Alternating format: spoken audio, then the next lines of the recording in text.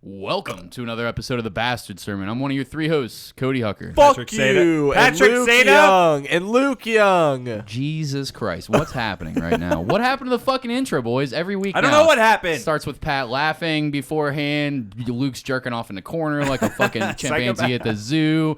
Like, what's happening? Can we introduce our guest? This week we've got on photographer Gabriel Goulding. Hello, hello. Give it up, boys! Yeah! Woo! Dude, I'm glad you didn't clap for yourself. No, I was like, should I say something? That's the ultimate thing. Were you That's where thinking- we judge people. I was Did thinking you about almost clap was for yourself? I kind of underneath, but It's always like a weird social experiment for me. Like whenever I see who claps for themselves and who doesn't. I'm like, oh, You know? There's a you're lot about fucking the person. dick. I know. I'm an asshole. I could have said like, hey, when we do this, I'm coming in from the other room, so act like you're really impressed. And Yeah. You know what? Just to all the fans, I'm gonna play a little game. Yeah? So next time, Is it if called- we ever have a guest that like claps for themselves, I'm just gonna like say the word like Falcor. Like I'm just gonna whisper it into the mic, pineapples. and then like I'm just gonna like rip on them like sneakily throughout the episode. And the Why don't fans you will not know. be a pussy and just Yeah, rip just them straight up right call to them their up. face? Right in the It's beginning gonna of the be a episode. good Fans, time. you It's dick. gonna be a good time. I like calling people out right at the beginning of the episode just to set the tone of how awkward this is going to be. Oh, they'll know. Yeah. But I mean, Falcor is the rallying call. As Luke awkwardly crashes into the table. But Gabriel, thanks for coming on, man. It's Seriously, been a long Falcor. time been trying to get you to come on for quite some Falcor. time. But like, let's just go back and like how we met, man. Like, I Yes. used to play music with you forever ago, and like, We had a man, good run. it's kind of. Are you guys still playing? No, we're not. What was the name of that band? Because I'll never forget the performance. I'll Thank tell you you. that. A Dayton pseudo funk metal alt group called Two Punch Gun. Like it's like I like to say if Incubus, System of a Down, and Maximum the Hormone had an Americanized baby. Yeah? Whoa. Yeah, it was Little bit of everything. Whoa. a wild show anytime they play. It was I will never forget like your show, Thompson because I House. remember the vocalist, he'd be all over the place saying all kinds of crazy He's things. the quickest undresser I've ever known. He just He undressed starts himself. the set, and then by the end of the song, first song, he's like, "How are you in your underwear right now?" Does he he- get into does his he really? underwear to play? Well, yeah, boxer briefs, you know. He's Boxer that briefs, he's so that he's kind of dangling singer. out like a little bit. There's probably, I mean, Rockstar let's Pro hear it. Arena. Yeah. You're feeling it. You know the home crowd's there. Everyone's drinking their $1 beers, whatever we sold. And yeah, he went stripped down to his underwear, and you get like that, like 1 or 2 drops that kind of comes out, and so you had like the wet spot Of right on semen? the underwear. Yeah. He was Pre-cum? excited by the show, man. But like, we have pictures of like he's rocking out. You know, you got a little sweat, but then you got like that one spot. You're like, no, that's a pee drop. That one little dude. You didn't shake enough later, and you're like, come here. Oh, God The damn one it. little- How embarrassing! He's got a single dew bead of cum on the tip of his penis. It was a His skin is sweaty and it was a sticky. message, man. That's what it Didn't was. fucking remember that fucking picture of Fergie Yeah, from she had Black some Eyed crotch Peas, sweat. and she had like some Fergie fuck pissed her crotch pants. sweat. It was totally piss, totally piss all over her, and Got me she tried to nervous. say it was sweat. Like that was the sweatiest puss She puss pissed on crotch I've ever herself heard is of. what you're saying? Yeah, she pissed herself on stage. Oh, that's incredible. Yeah. Do you know Yeah, what? That's just a good at- this- performer. If you piss yourself on stage because you're up there like You have in nothing front but of respect you for know him. what? people. You This know dude what? pissed himself. I respect him. Yeah, I She made respect millions him. of No, dollars. you're paying how much for a fucking ticket to one of these crazy Fergie That's probably a shows $70 and how ticket. big they are? Like, you're talking But fucking serious That's how you know money. you've made it. What the fuck are you paying It's for a not- Black Eyed it's- Peas show? It is not commendable if you don't man up to it. If you run away from it, it's not commendable. You got to rock it. Yeah, exactly. You If gotta she own that pissed shit. herself and she's like, no sweat, then you look like a bitch. You know what Yeah. I'm saying? Fuck you, Fergie. If you're gonna man up to it, then yeah, you're Just fucking say you with pissed it. Piss your yourself. I pants pissed during the myself. podcast. Yeah, but Just go fucking with it. Fergie's out here being a bitch. You know what I'm I saying? don't think she said anything about it. No, That's she what Pat she, said? No, she Oh. said she was sweaty, and it was only in her She crotch. was sweaty. Yeah, right.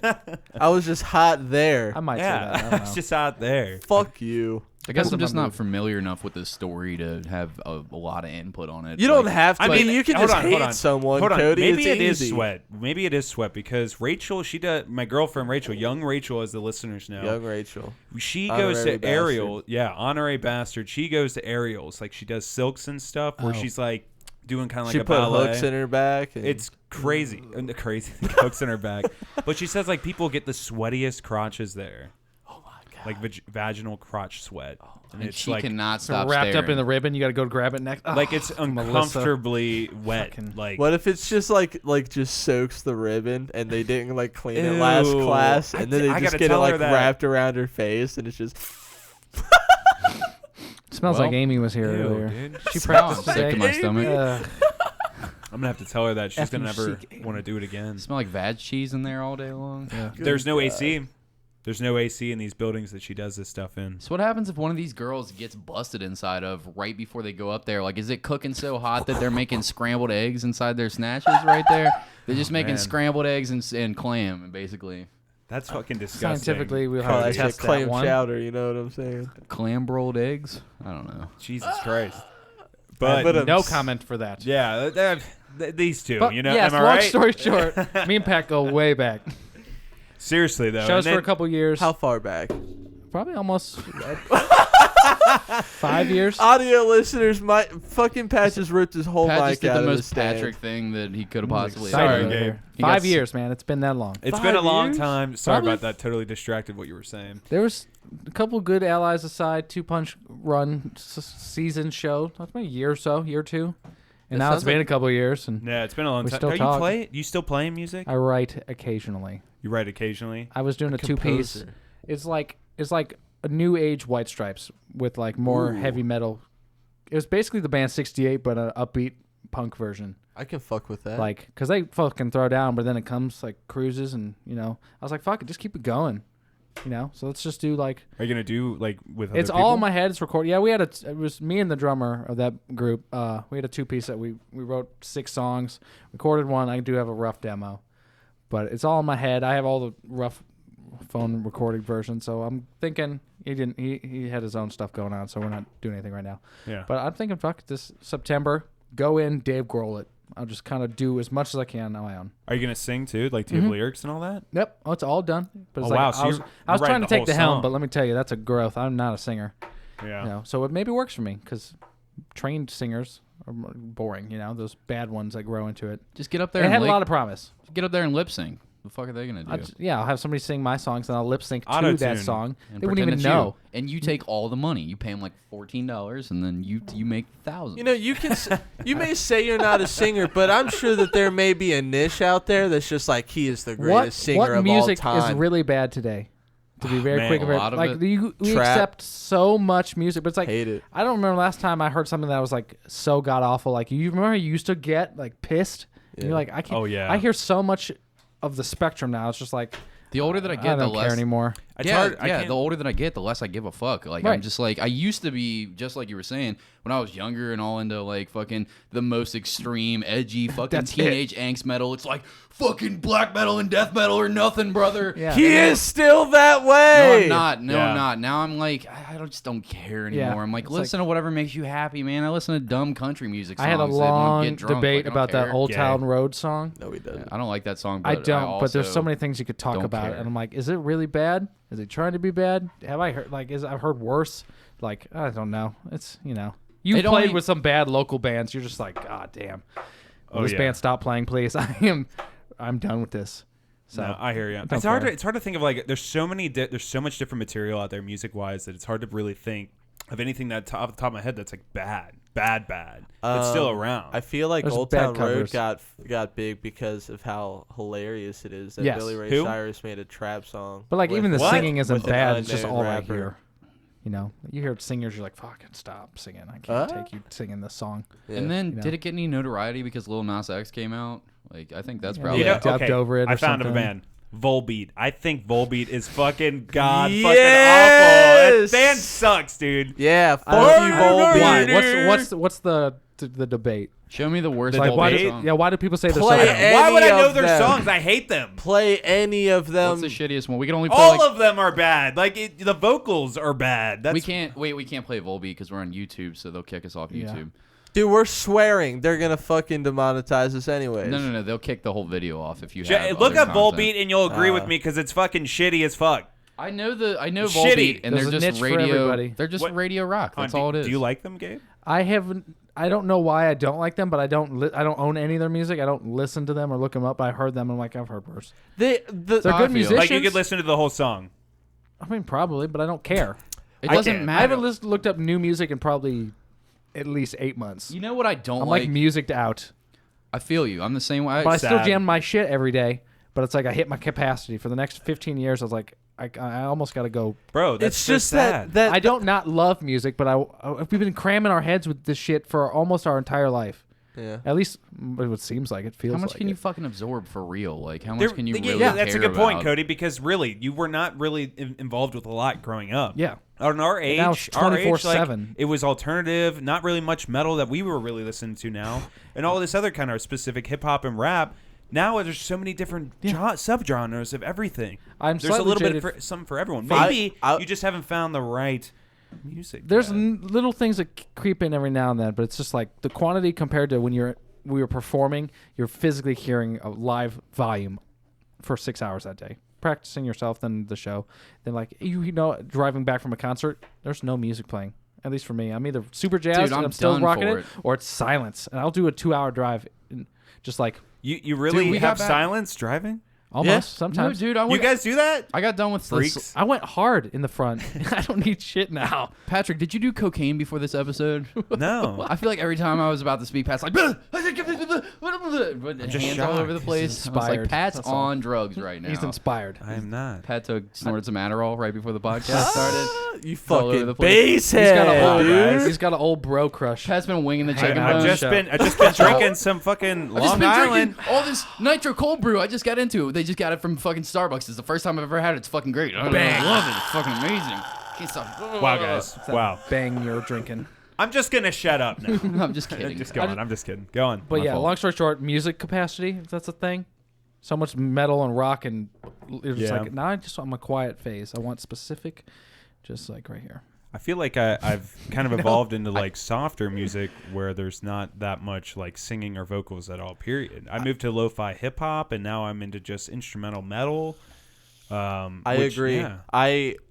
And we were talking about this before the mics came on.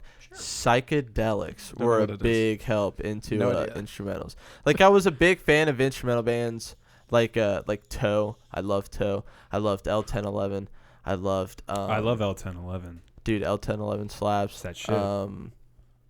You know, bands like that, and then I would listen to like psychedelics, and then I'd listen to something like Tipper. You would listen to psychedelics, or you do psychedelics? I would and do listen? psychedelics and then listen to Tipper. No, He could taste the sounds. Listen to psychedelics. You really do, and especially like everyone says, like don't look at yourself in the mirror. It's like it's my That's the first thing Luke favorite does. thing to do. Now, Dude, once I've done say- it, I'm like, I could see the funniness of It's it. when I reflect, dude, and your face warps constantly. I never had a problem looking at myself in a mirror on psychedelics. My uncle told me a funny story one time. It's the uncle that passed away. Otherwise, I'd have him tell it because he had so many good drug stories or whatever. But like, he had a good story about eating window pane acid. Like it was just a fucking. He got like a whole book of it. What? Which I think Peel a it book up. is. I'm pretty sure a book is 100 hits of acid, or it might be something And more he than that. ate all But 100. No, he didn't get that Would crazy. that kill you? He's got a different story that It he would told me. send to a change new him plane. for his entire life. He Would it just really fade- fuck your whole life He would up? never come back from that. No. I've got a story about something crazy, but I'll get to that. Let me finish the window pane story first. Yes, but so he takes this fucking. He said he ate a whole window because the sheet was broken down. Like there was brown lines in between each little square, and then it was blue inside, and that was one window pane.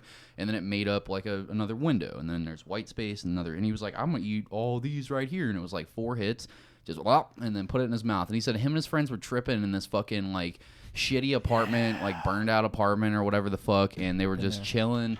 And he went to go to the bathroom and take a piss, and he was like, he said it was tripping hard as fuck, but nothing was getting super visual because it was dark. And I've been tripping on mushrooms and like get the laughter and like have fun, and you get a little visuals, but then you go inside where the lights are at, and everything starts like breathing and getting crazy. And you're like, holy shit, I didn't even know this was happening right now. I'm on another level. So he told me he turned the light on as a click light, and it clicks it on, and he looks at himself in the mirror, and he said that he looked at himself and everything looked normal, and he's like, wow, I guess I'm not tripping as hard as I thought I was. And then he said he saw himself smile in the mirror without himself smiling. And then he was like, and then he said he saw his fucking reflection put his hand up and go like this, and then he melted away to a skeleton. Raiders of the Lost Ark He was like, style. fuck that shit, turned the light back off, and just sat in the bathroom like That's nightmare rocking back fuel. and forth, trapping balls for the rest of the time. Shit I want. Now there's Why? Because it's an experience, man. Yes. Have You you had know a bad those crazy trip? movies? What if you actually knew some dude was like, Never. dude, that's fucking Lori's stuff. That's Yeah. the house, her family. Like if Halloween was actually real, like anybody know any towns or ever lived anywhere? You're like, we don't say that. Haddonfield, we all know. Illinois. Don't say that town's name. Yeah, we don't talk about that. Like, I don't live anywhere like that. The town that would be bananas. Like just to have an insidious like whatever experience. Wasn't like Chernobyl kind of like that's that? an experience unlike anything other. I feel like if any town's gonna be like that, it'd be like Chernobyl. Like you don't. Yeah, but it's like or like it blew up. It's not like it's haunted and they just we know that some spooky shit. What about Amityville, New York? Probably, I mean, right? The Amityville house in New York. I guess that's also true. Like, don't ever go there. There are places like that, but it's all bullshit, oh, right? Dude, well, no, like any the ranch that the Manson family stayed on. I hear that there's still some maniacs that still like go into those like decrepit ass buildings. Yeah, dude, but have you guys seen Once Upon a Time in Hollywood yet? No, I need to see it. It's dude, I saw it this weekend. Shut the fuck up. Shut your fucking fat mouth. I don't want to hear a word about that movie. Let me tell you something about that movie. You want to see it Friday? I'm seeing it tomorrow. No? Here, let me explain. You want to see it Friday? Hold on, guys. Let me explain, all right? Let me explain this movie, okay? I'm not going to spoil shit. It's not his best movie. What? It is a good fucking movie, though. It's a good movie. Hold up. Let me gauge you real quick. What's your favorite all-time Quentin Tarantino movie? Give me your top three in order. I think Django. I think all of his movies are fucking good. Top three Tarantino movies. Number 1, 2, and 3. Number 1, 2, and 3, Pat. Freaking out over here. I mean, I love Django, man. That movie is such a classic. That movie's fucking. What's your number 1? Okay, what's Django? 2? Final what's answer. 2? Oh, Fiction. 2? I mean, I was gonna say. If you don't even Reservoir know, Dogs. You put me on the spot. All right. This isn't his best movie. I've seen all of his movies except for like fucking Jackie one is. Jackie Brown I haven't is seen like that number one. 2 for me. I haven't Jackie seen Brown that is one. good I as own fuck. it. I haven't seen it, but I will say this movie's not the best one because for Why half do the you own movie, because I want to watch it. I just haven't Watch had the it, time. you fuck. What do you make the time? I will. Make the time. who It's one buys of a the movie and best doesn't ones. watch it? Me, dude. Pamela That's me. Greer's in it. Get some Robert. time together. Robert I've never De seen it. Niro. I own it. I'll watch it. Well, let's both watch it. I haven't seen it. It's All right. so good. Yeah. I've never had the So time. good. Michael Keaton's in this bitch. Pamela Greer's in it. Robert De Niro's in it. Chris Tucker's in it. Samuel Jackson's in it. Fucking, they got the whole crew, and it's just a So banger. for most of this movie, you're like, is this going anywhere? How is this fucking connected at all with what the main idea is? Right. But it all leads up to the badass ending. It is a good movie, but it's not its best. I'm just gonna say that. I How did you that. like Hateful Eight? Hateful Eight was good, and I thought that was a really good movie. It's all dialogue based though. Like that's the beauty of that dude as a director. Like he kind of does. You'll watch things it, and you'll know what I'm talking about. It has nothing to do with like that. It just seemed like I gonna be one of those I don't want to spoil it. things. I don't want to spoil it. Let me just say, when we're you go gonna in there- watch and be like, that was easily his like biggest masterpiece, greatest work of all time. It's a You damn don't good and then he'll be movie. like, oh, it's a solid 4. It's a damn good movie. I'll give him that, but it's Pat not likes his best. Hey, Garbage. there's got to be one in the No, I group. don't. He's the Y'all harsh like one. fucking Bright. That movie is such hot shit. The Will Smith thing? I haven't seen it yet. It's hot Aw, garbage. Let me damn. save you the time. So good. Don't watch it. Watch that it. shit. Phenomenal. I would love that shit. Watch fucking it and awful. agree that it's a solid 7. All right, I'll send you guys a message. So glad you for guys sure. brought this up. So glad we're talking about Bright because there is a show that's similar like that does look fucking good. Don't remember the name of it, but it's on like Amazon or it's on I think it's on Amazon. Is it the Lost, the Boys, or that The Boys superhero looks thing really coming good. out? I really want to Boys watch does that. look good. So good. Yeah, no, it's another one. It's like listeners who have seen this trailer would know what I'm talking about. I just can't think of it. Basically, it's like in the Victorian ages or some shit, and that's where all the species are intermingling and all that stuff. That's way better than fucking normal society being around fucking orcs and fairy tale creatures. That's just stupid. Why would this great war It's in the District past 13 all over again. why is District everything 9? the fucking same if you've been around that long? Things would change fucking drastically with technology. It's so stupid.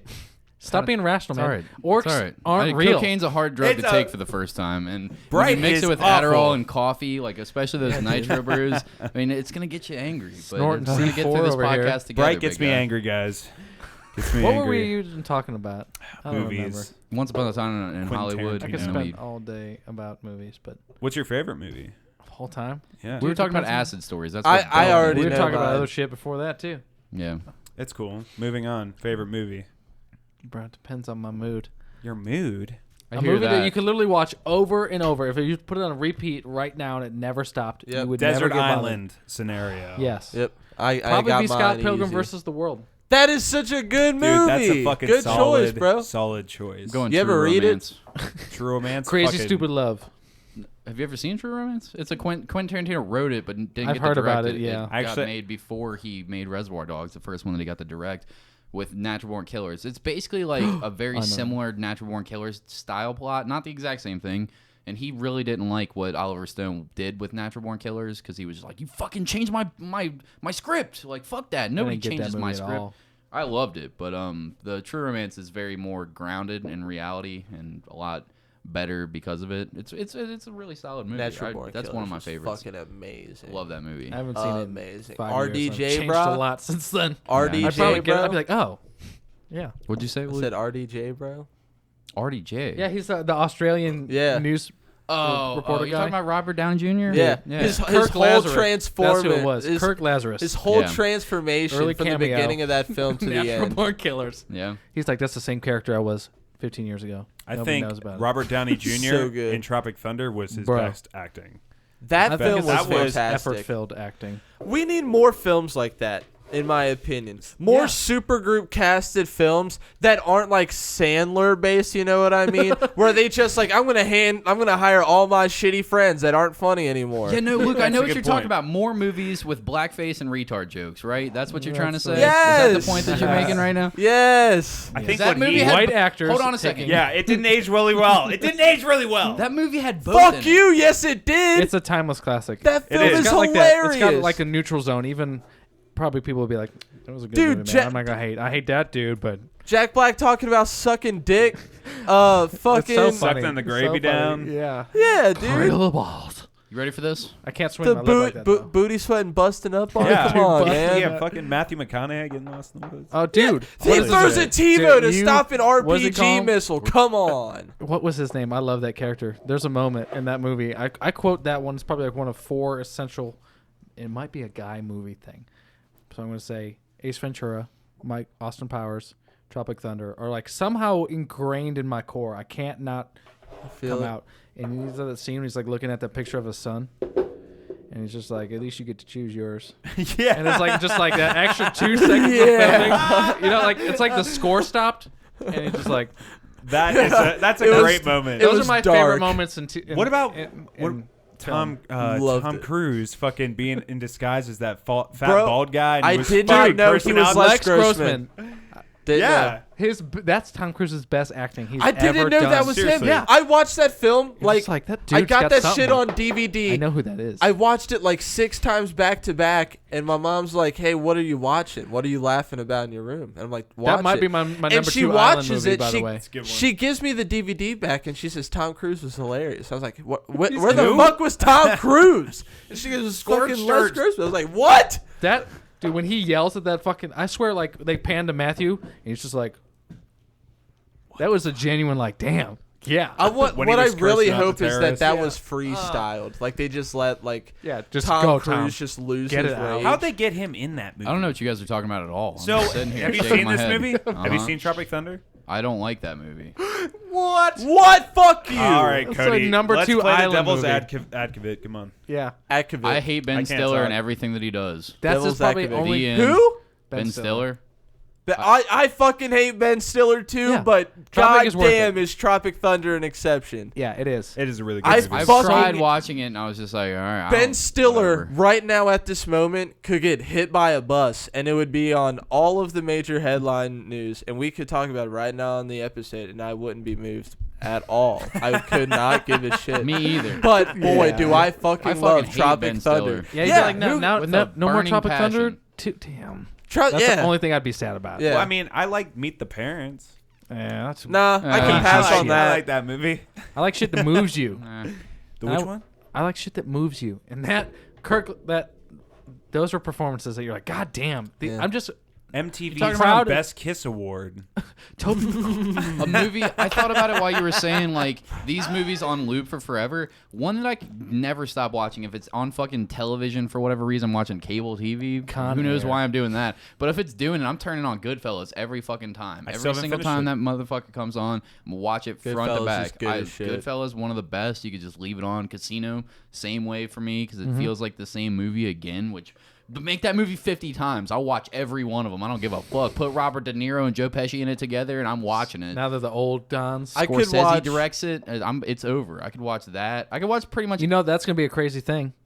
Give it 30 years, they're both still alive. They're gonna be in their own remake. Scorsese's not going to still be alive in 30 years. No, He's but like making a new movie 97 years old. with Robert. he's making a new movie about like The black and white one? I don't know, but it's a homicide department, and it stars Leonardo DiCaprio and Robert De Niro. Yes. And they're like detectives. I don't know what the fuck it's called. Leonardo DiCaprio is arguably one of the greatest actors of this day and age. Leonardo DiCaprio. Yeah, for sure. Phenomenal. Without question. Dude, I'm not kidding you. The new Tarantino I don't agree, but he's great. There is not a single film Leo has been in that I've like hated except for maybe Man in the Iron Mask. But I didn't hate it. I just didn't like it. No, but I love everything that dude's in. I was going to say that my favorite film that I like to watch back to back to back would be Inception. I love watching Inception. Yeah. Fuck Titanic, dude. Love Rose Inception. is a Never fucking motherfucker. She's a cunt. She's a fucking Did you see that interview they did like Rose. a week ago? And there's like Leo's hanging out with Brad Pitt, and they're doing like a thing. He was like, all right, Brad, ask him a question that like you actors in the, like a scene in their movie that you've seen, and you're like, you wish you could ask him about it. And Brad looked at him. He's like, you think Rose had enough space on that door? And he's just like, I don't want to talk about it. No, she don't did. want to talk about it. And not only that, at the end of the movie, it's like based 80 years in the future or some shit, whatever. She's super old, and they're revisiting the Titanic, and she's been married, has grandkids, has Some a very people are happy calling her life. Crazy.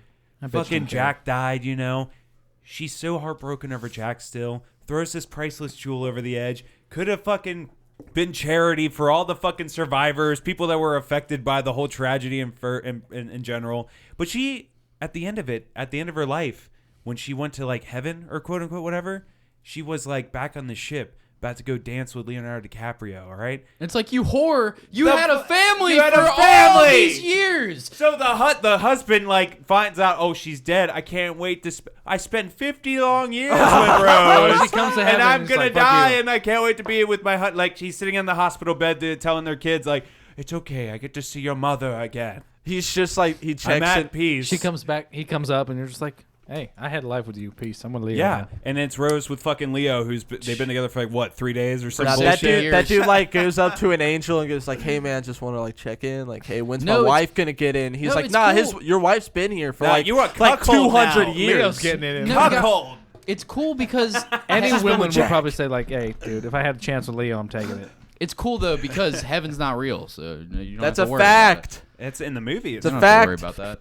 No, but yeah, she's daydreaming about different dick all day. Like, just, Yeah. Oh man, I wish I was getting she deep closed dicked her in eye. that car again. She was fucking that dude for 50 years, having her eyes heard shut. that Like, she oh, was- Leo. I mean, oh, Jack. I mean, Joseph. I heard she lied and that dude wasn't even on like the boat registration at all. Was she even? Was that really her? No. Was that real? That's a fictional story that was created for that movie that James Cameron directed. Oh, for real? Yeah. Hold on, really? Yes.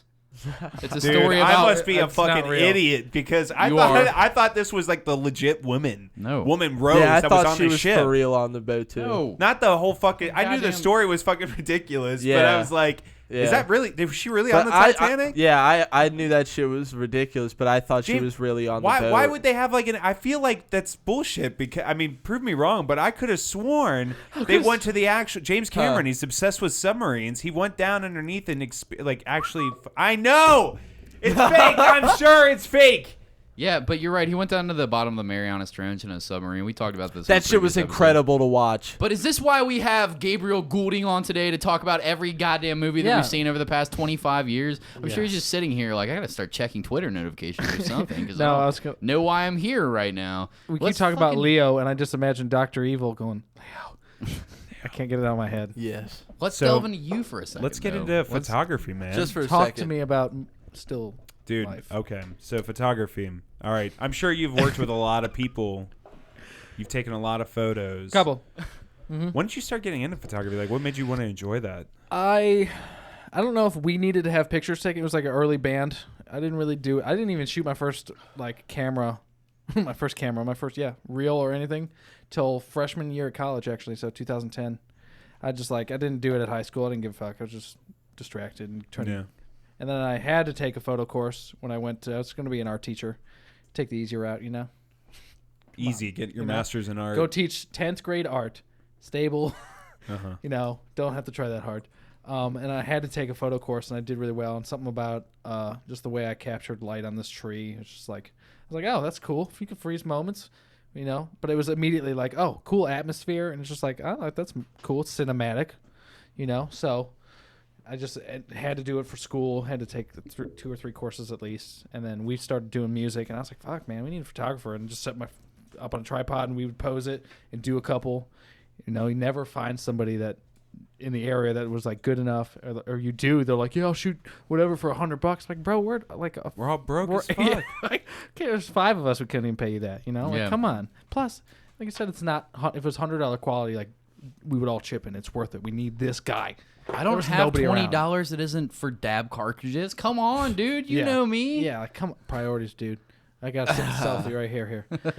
So I was like, I just would do it for us. And then a couple people were like, "Oh, that looks cool. Can you shoot ours?" And then just like very slowly, like in my file folders, I shot maybe 4 bands, all like 2015 when we started doing music. And then all of a sudden it was like, all right. And then like the next year, I was like, I could do this. I probably shot like 50 bands. So by doing that, do you get into these shows for free? Like, how does that whole gig work? Like, you just like you're a band photographer, and they're like, cool. Local shows, I have to say like, hey, either I'm going to add it to this if you want to pay me for it, or can you say something? Like most venues don't care, but if like you're gonna charge me to drive an hour, then you're gonna make me pay $20 to get into a show you want me to do.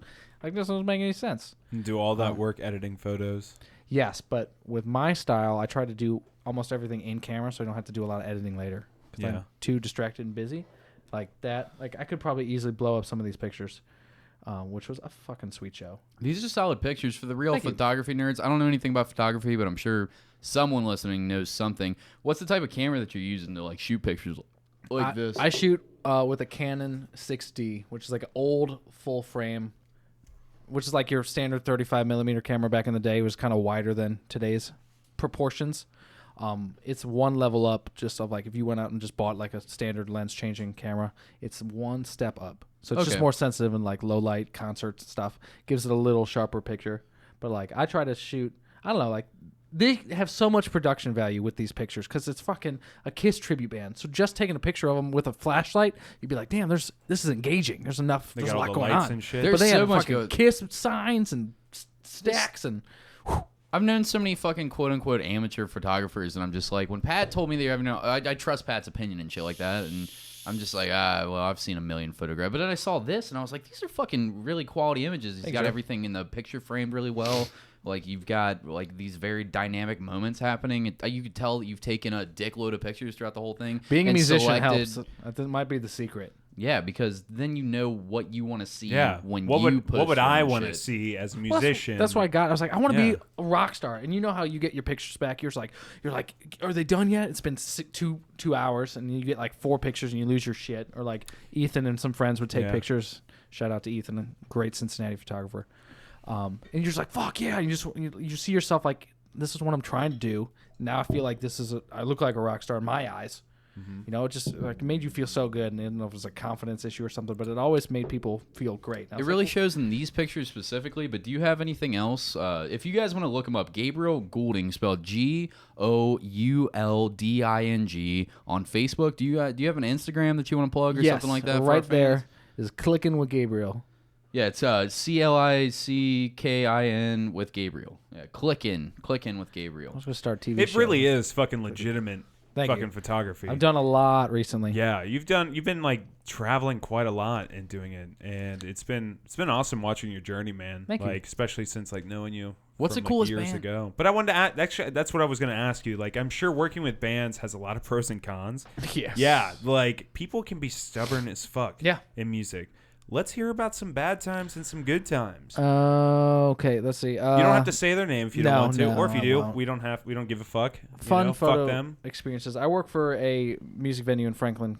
Should I say what their name is? It's up to you. Man. It's called JD Legends. It's probably like the closest Bogart-sized thing until like Columbus or now, Dayton. Mm-hmm.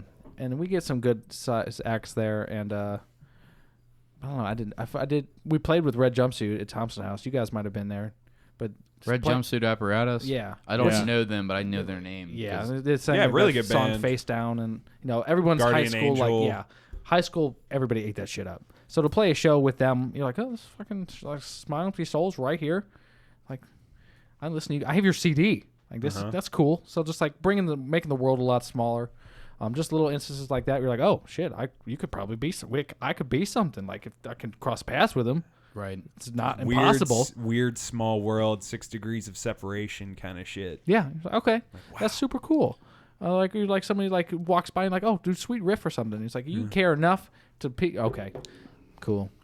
And there's like a lot of bands are kind of stingy. You know, they're like, we shoot like this or you know, I give more than enough, but the early local bands were like, you know, we can only do $20. And I was like, only things that I ever really had were like, you're trying to ask for more, like get more than you're, you know, it just feels off. I was like, yeah, I'll bust my ass for you if this is worth it, but it looks like you're trying to, you know, use you.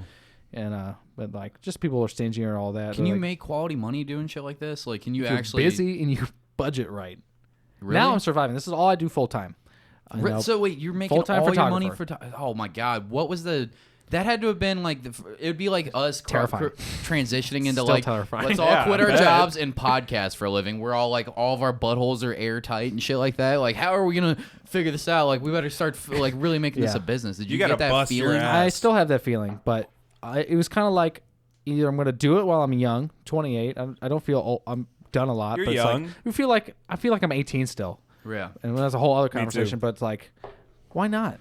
Like, what's the worst that's going to happen right now? Like, I moved out. I went to California for my cousin's wedding, and my lease ended while I was out there. So it's like I had to pre-pack ahead of time. It's like, I'm going to use this. I've never traveled. So it's just like, this is all like new chapter.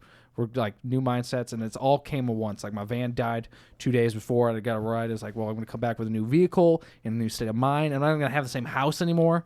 And it's just like, what do I need to do to slightly prepare for this?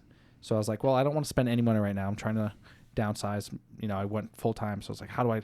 Well, I have a big van, and you could see some pictures maybe through there. But I saw it outside. I threw a mattress, full size mattress in it, put some curtains up, and kind of cleaned it up. I was like, what would I need if I just got to stay for a day or so to survive? Basically, you know, we've had days where like, oh, well, I'm eating whatever's in the cabinet tonight, and there's old can of, you know, nacho cheese and some canned potatoes, got some spam and some mushroom sauce. You know, so you've had nights where you've really struggled. I had one. We made a casserole one day. We were all just broke at the time. You and a bunch of people. When I lived with my bandmates, and we had nothing. So I was like, let's just make what's in the house. There was a box of old gratin potatoes that had been on there forever, like literally a can of Campbell's nacho cheese. Ew. And like the breadcrumb mix. Like, I don't even know if I had it. It's not like we were cooking bread and breading it. And I was like, idea. Let's flatten all the potatoes out, cheese it, bread the hell out of this thing. How stoned were you? I might have been kind of stoned, but it definitely was like, this is all we had. So we made this weird makeshift casserole. And honestly, I don't think it was that bad, to be honest. Yeah. But it's like, you're scraping the barrel. Like, okay, I can live off a bag of apples, you know? You hit that $5 lunch, and you're like, okay, how long do I make this $5 last? You need to Taco Bell for 5 days. Boom. You know, $1 a day. You're like living the life of a touring musician. Is what way. You are, yeah. I call it fashionably homeless. I think it's cool though, because you know, if you spend life being prepared, you're missing the adventure. Kind of just go with the. What's that thing? How do you know when you're prepared? You never. I mean, when you're over planning ahead of time, like planning your every move, like, oh, I have like these goals. I want to do this, this, and this. I mean, it's important to have goals. Of course, everyone should have goals. But if you're just focusing on one specific goal. Mm-hmm. And planning your whole life around that one goal, like that's all you're ever gonna know. You need to open up your mind. People, did everything go according to plan? 100% your life. Did it was like I said by 16 I was gonna have a house, and I had a house. And then 20 I was married, and I was just like, okay.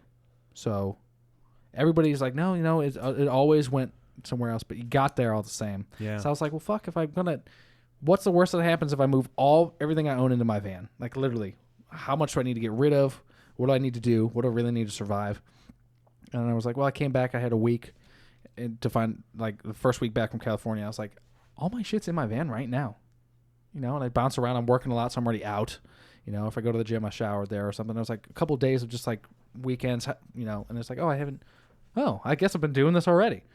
This isn't that bad. Yeah. If you can make it work, you should do it. But it's like you almost gotta hit the spectrum. You gotta almost, I mean, you just don't quit, but it's just like, it's not nearly, I'm learning most things are not nearly as impossible as I thought they were. Right. And it's never as bad as I thought it was going to be. Yeah. Like horrible luck if like the worst thing in your mind actually happens. Dude, anytime. That never happens. Yeah.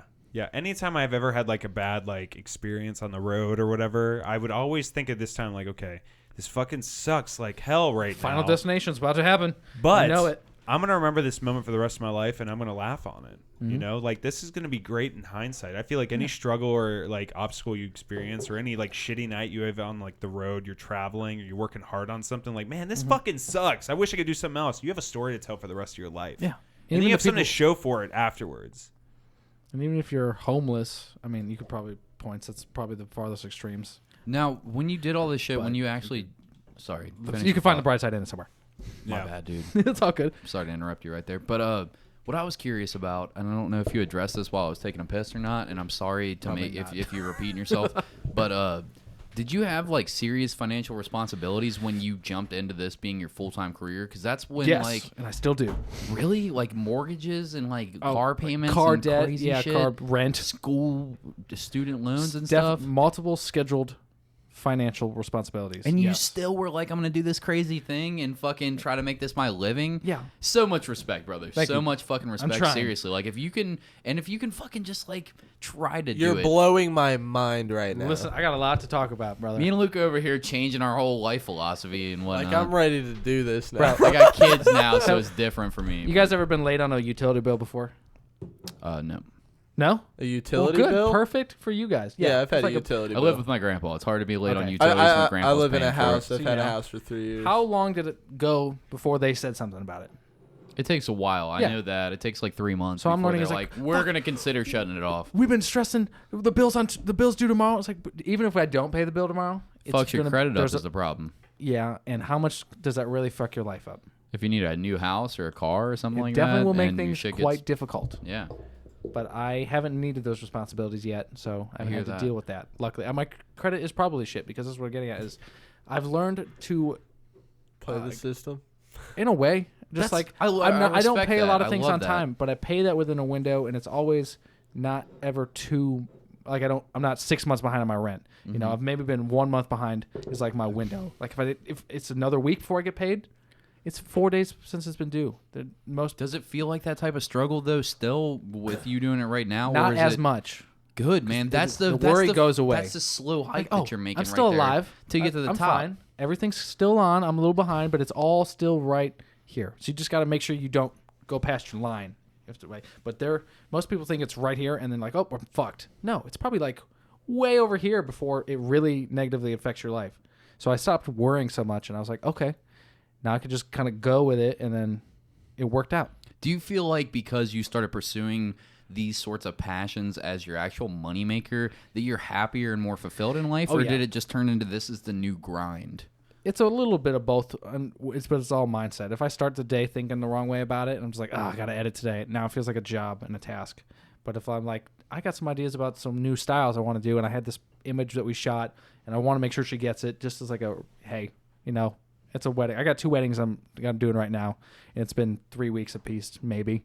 It's like, well, you don't need your wedding pictures in 8 days. Nobody does that. Most people take months. So I'm still way ahead. I'm fine. But let me give you a teaser right now. And then I edit one. I'm like, I kind of like how I did that. And like now it doesn't seem like a thing. I put some TV on and, get in the world of it. You're doing your job just like sitting down doing something that you would be doing anyways. Even if you were working another job, you'd still be doing this shit probably because it's your passion. Yeah, I did some factories. I worked 40, 50-hour weeks making as much as I want to make as long as I stay. And you're just like, relentless. Great.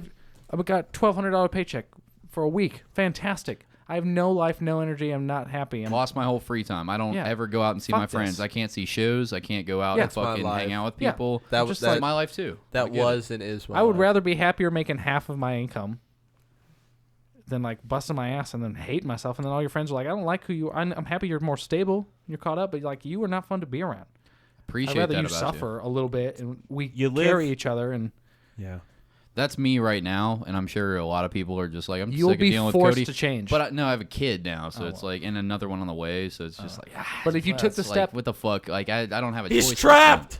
But if you take the steps, just kidding, Allie. Just kidding. You'll be. We love you. He's not trapped yet. He's still smiling. He's got some fire. And the thing, all I'm getting at is, I was forced to deal with it. So now, I cut back on a lot of stuff I own, how I spend my money. It's just like I was forced to have to be more responsible, but I still have my fun. But it's just like, I just had to learn a new thing. Dude, even if you fail, I appreciate and I don't think you will, and I would never wish that upon you. What I'm saying, though, just to be very clear, is like, even if it did go south as fuck, I feel like nobody could have anything but respect for the dude that just went for it. It's that just said, admirable. like, fuck it, dude. I'm going to do this now hindsight. while I'm young. I'm not following going my to do this at dreams some now. midlife crisis in my Yeah. 40s. I'm going to do it at 28 years old when I'm still fucking good looking and I still have energy and I still fucking can get out and do things and have fun and fuck. I'm not going to do this as a midlife crisis thing because everything else is falling apart. I'm going to do it right now when everybody else is doing formative shit. Retired. Yeah, When you fuck fucking that. can't climb mountains anymore? When you got a walker, you're gonna do that with an oxygen machine because you made shitty choices in your 20s. Who the fuck wants No. to work a regular fucking 9 to 5? Let's be real. Not me. That's why I'm doing this show. A lot of people. Anything. I mean, I work a 9 to 5. I'll be honest, but I mean, anything I do, like work wise, I don't really give a shit what I'm doing as long as it's tolerable and I can fucking pay for my hobbies. I know. I can pay my fucking bills and just live comfortably. this? I don't give a fuck what the hell is going I'm on. fucking with you, Pat. Yeah, with like who the fuck? What is I mean, pick deer? Is there food in my belly and in my dog's mouth? Yeah, can I Are the afford bills life? paid? Can I get things that I want? Can I pay for the podcast? Exactly. I don't give a fuck about anything Can I else. get psychedelics? The thing is, you'll be forced to find a way. Right now, is you don't have to think about finding anything in another way because you have a way. But if that way was gone, you'd start looking. And Yeah. eventually, I was like, well, I fuck. feel like I would. How am I Losing a gonna- job I isn't feel the like end if of the I world. did that, I would No, just become a it's schemer. probably the start of the world, to It's be a honest. blessing in disguise, you know. Every time I feel like it is because you're on a new adventure. Like I you're probably always going to quit be 10 happier. jobs in the past year, and I don't quit jobs. Yeah.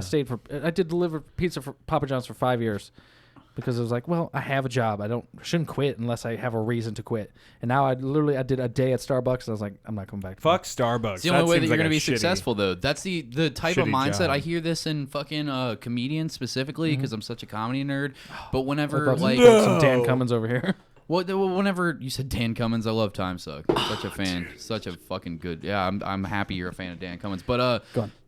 he was talking about Rogan specifically was talking about like there was this dude Malcolm that comes on the Kill Tony show or whatever, and he's talking about how many times that now he's a regular on the show, and he's talking about all these jobs he's quitting all the time, and dude was like, yeah, that's the only way that you're ever gonna be a good comedian is if you fucking just like have the mindset of like, fuck all these normal jobs, I want to do this creative shit and just keep putting energy into that, just doing the bare minimum at real 9 to 5 jobs, and that's what you're doing. And I feel like I don't know if that translates to fucking comedy to photography or if like Yes, it's you an are artistry. successful, You you're gotta not pursue successful, but you're obviously good at this. Like you're not shitty at this thing. Like you've got a lot of followers and stuff like that.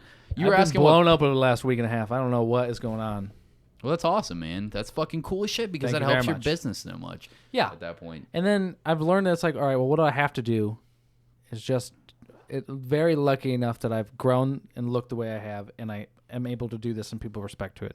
Because it's kind of like, I don't know if you guys ever are weird with compliments, but like I always was like, do your eyes see the same brown curtain that I'm looking at right now? Is it the same exact shade? Is it a little darker?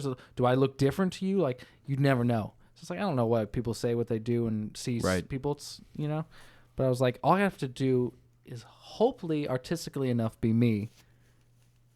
And then people will help make my life easier because of that. That was the greatest luck. Like I had a necklace I just posted about. Some people just like, you got a good vibe and a good energy. I want you to have this. It's like someone put time and effort into that. And it's just like people are inherently nice and they want to help people be happier if it seems worth it. You would never not help someone if you felt like helping someone. You guys hearing that, listeners? And I've been lucky enough to have a lot of good shit happen to me. Not the psychos listening to this show. You have no idea the type of jokes we crack on this. They're like, help I people, listen to this all the time. This is Who? exactly the kind of people I want to be around. Yes. But it's just like, I don't know. People do nice shit to me because, and it sounds really conceited to say, but the intent is that I deserve it. Yeah. In their eyes, I deserve this action they're doing. It's always So it's like, surreal when go with someone really appreciates the art that you create. It's Yeah. always like so surreal. Like, really? Like, you're so, as an artist, you're overcritical. I Right. think that comes natural as an artist. You know, you're just like, you're a perfectionist and you can never be as good as you want to be. Right. And you're blown away if anyone says, that's good, you know? So it's always surreal whenever someone will say something like that. Like, man, this is fucking awesome. Like, your artwork's great. So I think keep fucking going for it, man. Yeah, whatever style things I've been doing over the past couple of months seems to be working. My composition is moving a little bit and it seems to be working. What are you aiming for? Like, where do you see yourself in 5 years photography wise? Like, do you want to do video work or is it all? I am doing a little right now, actually, but I openly avoided it. I was like, fuck it, I'm going rogue. I'm going to be stills. It's a digital world. You can't not do it. But if I can use it as a platform and I can help out and I still have my love, I'll be fine. It's just more I got to do, and I'm lazy. Gabriel, I'm curious, and only because I have no sites yet, though. Gotcha. An artsy documentary style. Are you writing a book? Everything. No, but I've been told 4 times in the last 3 weeks that I should start thinking about it. Why don't you just do it? Why not? 'Cause I'm lazy, man. I don't want to think. Well, I don't have that kind of time. You're not lazy because you post quite a lot of promotion, you know? Like, you do a lot of, like, self-promoting, you know? So I don't think eyes. I know so the time all you got I to do, like, as you were talking before the podcast, you know, just put yourself on record and just start talking. And then you just got to write it down. Just release an audio diary. Yeah. You never know. Does anybody do that? You could be a self-podcaster. You could do it on the Bastard Network. I've never heard of that. You could do it on the Bastard Network. Well, sub. What I was curious about, because this is a Bastard sermon, we're getting so serious that I feel like our listeners, some of them are falling asleep, but I have to ask you, what rung of photography is like the porn industry? Like, do you know anybody that's in that industry? You ever taken photos of people naked? Yes and yes. Were they fucking? Outside of your bedroom with your No, but I've been witness to. What happened? No photography. What happened? You witnessed what? Oh, I've witnessed friends having sex and doing things around me a lot. Of course, because I kind of instigate it. You're like, oh yeah, get that. Just hanging out with the cruise, people just get drunk and start fucking around, and you're just like, well, we're gonna go play beer pong. And no, yeah, I hear you. I've been in that same situation. But I'm saying photography-wise, like, is the genre of porn as a whole? Yeah, like Have you done I'm porn? saying, like, do you know somebody that's like in that world, or like, is there any? Okay, I have crossed paths. I know someone that I Facebook message randomly every now and then who, like, used to do adult entertainment, bro. And it's like, it's not. It's a small world. He was like, oh, I guess you're not really that big a deal. I was like, oh, then do I really want to be a part or see a scene? Probably not.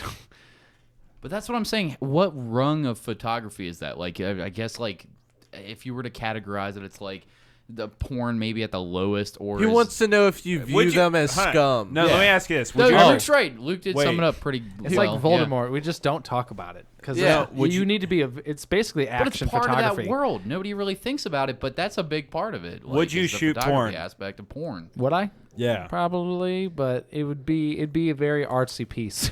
It's hardcore, like, sloppy. I'd probably do pies. A very, very you'd think it'd be like one of those HBO soft porns, but it's actually the most grotesque. Like, oh, they are. Whoa. But damn, this atmosphere is working. Is that saxophone? Like, there'd be one thing going where you're like Gabriel, I respect this. I have a video shoot coming up. It's 3 dicks and 1 asshole. Stump edition with butter. Is this how you end the podcast? I'm not excited. No. We're coming up on the break, but we're not ending it with the stump and the asshole. I'm just fucking around. Unless you really want to. But I mean, like, I probably would. You would? It'd be a job for me. It's definitely not something I'd like seeking aesthetically right now. Gotcha. Okay. I was just going silly for this, but what's a dream aspect of that job? Like, as far as photography goes, what is like something that you're like, like when you feel like you made it, I guess. When I could travel state to state and I don't have to worry about like the financial implications of traveling. Right, but you could travel state to state doing fucking 3 guys, fucking 1 asshole with stump edition and make it. But if you like, we'll pay you. But I'm we'll saying, fly like, you out. what would be your thing? Like, I'm talking dream. I'm talking like super, like maybe unattainable in your eyes. Like, what is the holy shit? I'm the rock star of photography right now. Like, what's your thing? Because everybody's is gonna be different. God damn. You're like that 3 guys 1 anal thing. It's sounding real appealing right now. Yeah, Cody. stump edition. Sounds I'm making. I don't know. I do well with a lot of people. It would be some sort of like, I'm known as being a portrait series kind of photographer that has like a very specific style. You see that like, oh, that's a GG. I end up going by my first and last initials. It sounds really artsy, you know. You're like, damn, I know that. And it's always like something about kind of dynamic lighting. You know, it looks real and relatable. It makes you want to like look at the details of a person. That's why I like shooting people. But it's like there's a couple people out there that like have so much detail on like the skin and just like, what's this person's story? I just want, you know, I want to make people like curious about people. So some sort of portrait photographer that's got like a humane style, that's real cool thing. And I can just, it's like, oh, can you fly on out and shoot this? And, interesting people want this. And, like, once you got to do that and it's regular and it's not a problem, it's like, oh, yeah. And this is dope. That reminds me of this guy. He does this. I don't remember his fucking name, but he does this thing called like the Human Project, or Humans of New York, or Humans of whatever. And he just takes photos of random people on the road, and he'll like ask them all about their life and just share it on his page. And it's just the most. Just giving it's so people it's kind a of platform. inspiring. Yeah. It's such not an that intimate much work. photo. That's the same with me. Like I was local compared to people like that, but it's like all I had to do is put a picture up of you, and it was good lighting for you. You liked it. It made you feel good about yourself. But him giving those descriptions of like their life and all that puts a lot of impact on his photos. Yeah. At least in my opinion. Same. It makes you care. It makes you want to look at it, and you're like, what the? Okay. And you feel something about it, and it's nothing different. That picture looks like almost, I don't like the expression that much, but it says something. But it looks like a high school picture. I mean, his look right there is like, why the fuck are you taking my photo right now kind of look. Right, but you put all the words with it, and you're like, okay, I get the feeling, I get the detail, So many people take pictures like this. So many people could say, this is bad, skin's gross, what's the detail, the lighting's off. Everyone's going to bitch about something. But I like that it makes sense with like a proper caption or something. There's something human about it that, makes you want to look at it, and then you get the rest of it. And all this guy does is just, he's got a good team, and he just gives people a platform. And that's all I like doing too. I like to make ordinary people feel like rock stars. If it's either you here or, my little sister jumping in a puddle or something, it's like there's just enough something that you're like, yeah, I love this. I love how I look at this, because I've always battled like liking how I was, and confidence, and it's just like, probably a plethora of things, but it's like, well, fuck, if I can make a person that hates himself love themselves for that moment, and it changes their life. I didn't do this. That was it. We were talking. It's so easy. Why not do it? I mean, it's such photographs are more intimate than people really think they are. I feel like they kind of take it for granted, to be honest, because, I mean, remember how big of a deal it used to be when people found out about taking photos?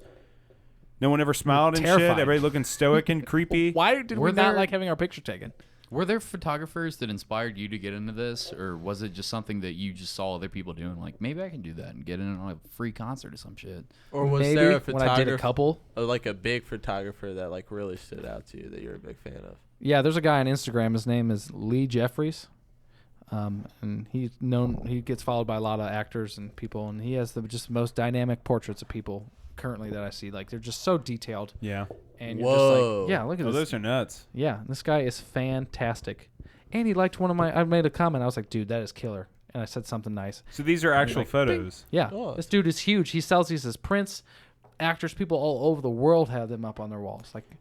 And there's so much, like, it's a couple of different techniques that I could probably explain if I had to, but I'm curious about this guy's... It looks like a charcoal drawing for our listeners that can't see this right now. It looks like charcoal drawings of mostly homeless people or like orphan children or whatever. It's a lot of really old people, like just this dude dirty, looks like weathered Beard the pirate. Like, he's just got fucking a stank face. He's got meth smell on his breath, and there's fucking a heroin needle lost in his greasy hair somewhere. Got one eye open and one eye closed, and it's very charcoal-esque. I mean, they're real battered, beat down really looking people. You see all the wrinkles in their faces. Here. But as a visual artist myself, like drawing things and stuff like that, that's what I like to do. Like, if you turn around, that purple guy up on top is part of that collaboration that I did. So the same way that there's wrinkles going in inside of stuff, that's what I like to portray in my art, is like the ugly, like, weirdness, like accentuated features, big noses, it's real, big lips, big forehead, big eyes, like big everything. Like, you just want everything accentuated because it's fun to do that. Right. Like, you're fucking these battered faces almost translate perfectly for something like that for me. Like, as soon as I like, his Instagram's fantastic. Even though it's just like a picture, it's very captivating, and it's really cool to look at because he's really chose really good subjects. He's really figured out, like, oh shit, this is gonna play perfectly for what I'm trying to do. This very wiry steel wool. It's almost like a bird's nest type of hair coming out from every part of him, and there's just like this face, and it's like pockmarked, and there's like fucking just weird fucking scars. Yeah, and you can't tell if it's even real. It definitely doesn't even look real. But I mean, it's so detailed though. Yeah, it's just wild. There's a photographer I like, Corin Prescott, who puts like a lot. It's like nude photography, but in front of like beautiful landscapes like glaciers and whatnot, and just like you never see the face of the person. Name, Pat? Corwin, Corwin Prescott. Corwin Dallas. But it's nude photography, but it's usually based in the wild. Go up to the top right up there. I wonder why Pat likes it so much. Oh wow. Go up to the top right photo. Top right. That's his favorite. So it's like that. It's basically you never see the face of whoever, and it's always in like a very beautiful landscape. It's just something artistic, I think, personally about this. Yeah. Everybody can make their jokes all they want, but I think it's legitimately it's beautiful, great but everybody, this dude is just picturing naked ladies in beautiful places, and that's why we're giving Pat. Go up to the one up right above that. Oh, you mean Pat likes it? It's a bunch of hot tattooed girls out in nature taking some artsy photo of their... Totally twisting my fucking shit right now. Big nice ass. I wonder why Pat likes it. Fucking phenomenal. I think it's I'm reading it for the articles, dude. That's why I'll subscribe to Playboy and Hustler. Anyway. I swear, art. Dad. I swear. It's for the art. I like Corwin Prescott because of the art and because of the symbolism and all the nudity. Shut up, Pat. I was debating on bringing this up because I knew You're bringing out the S word here, man. But anyways, yes. I think they are aesthetically pleasing. Yes. I just think there's some really good photography out there, and like what you showed me was pretty fucking awesome. I'm surprised that dude doesn't have his dick out in that. Look how aesthetic. These photos that you're showing here, I've never seen before. Look how aesthetic her nipples are through her see-through Photoshop. Aesthetic. I don't know. I like. Anyways, the world is Pat, real. I really like the art behind this photo. I'm gonna save that for my art bank later. Yeah, that one right there. All right. Is that Minnie Mouse? My art bank. Oh God. I'm sorry, Pat. I'm sorry. Shouldn't have First said I it. said that he was on cocaine because he had good energy, and then now he was like, anyways, and then he was like, I have a good photographer, and then I break his balls about it being nude. Pat's just gonna punch me after this break. Pat's just gonna get off. Like, I can't believe you. So this week there's only two of us. We don't need to tell you why. Yeah, it's me and Luke because I killed Pat. Yeah. I knew I was getting into. But I mean, I just think there's some really good photographers out there that really capture different things that can be quite original. And there's a lot that can't, just like music and everything else. Absolutely. I like making people feel like rock stars. That's like the whole name of my business and everything we go into later. Wow. Look at Work this by art. Splooshy has really not much to do with it. Corwin Prescott is right in that title. It's like a dude I tried to tell you which photos to click, and you're clicking like the complete, like these other related photos.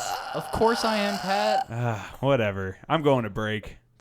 Okay, that's fair. Oh, and we just got segue to break.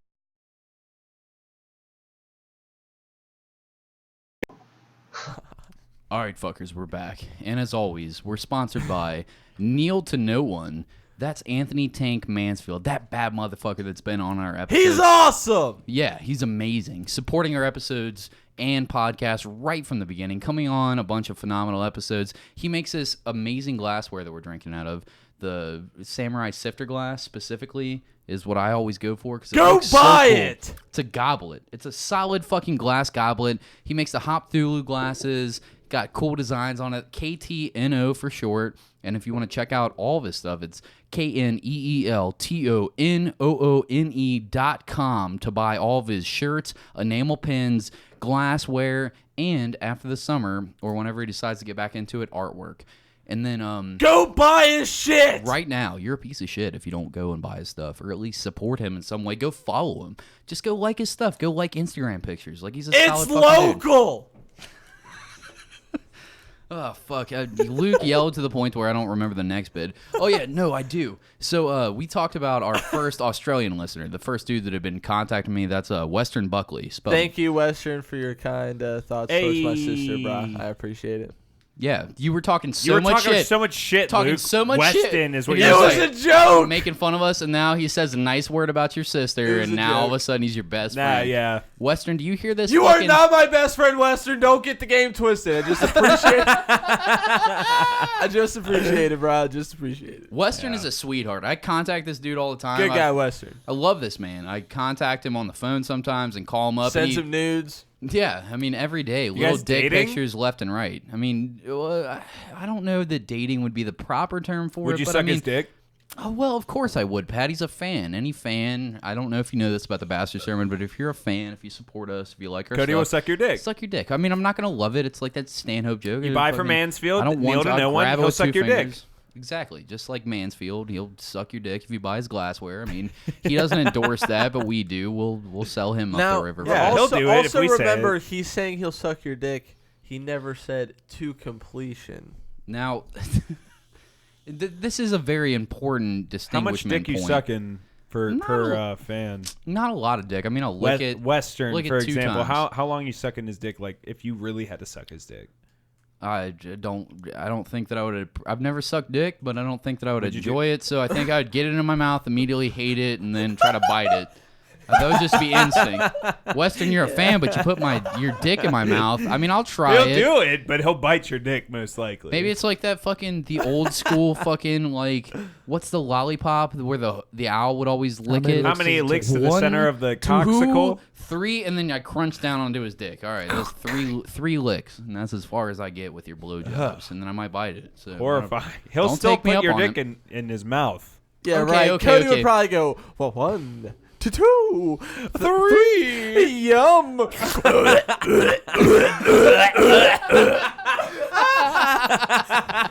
I'd watch it.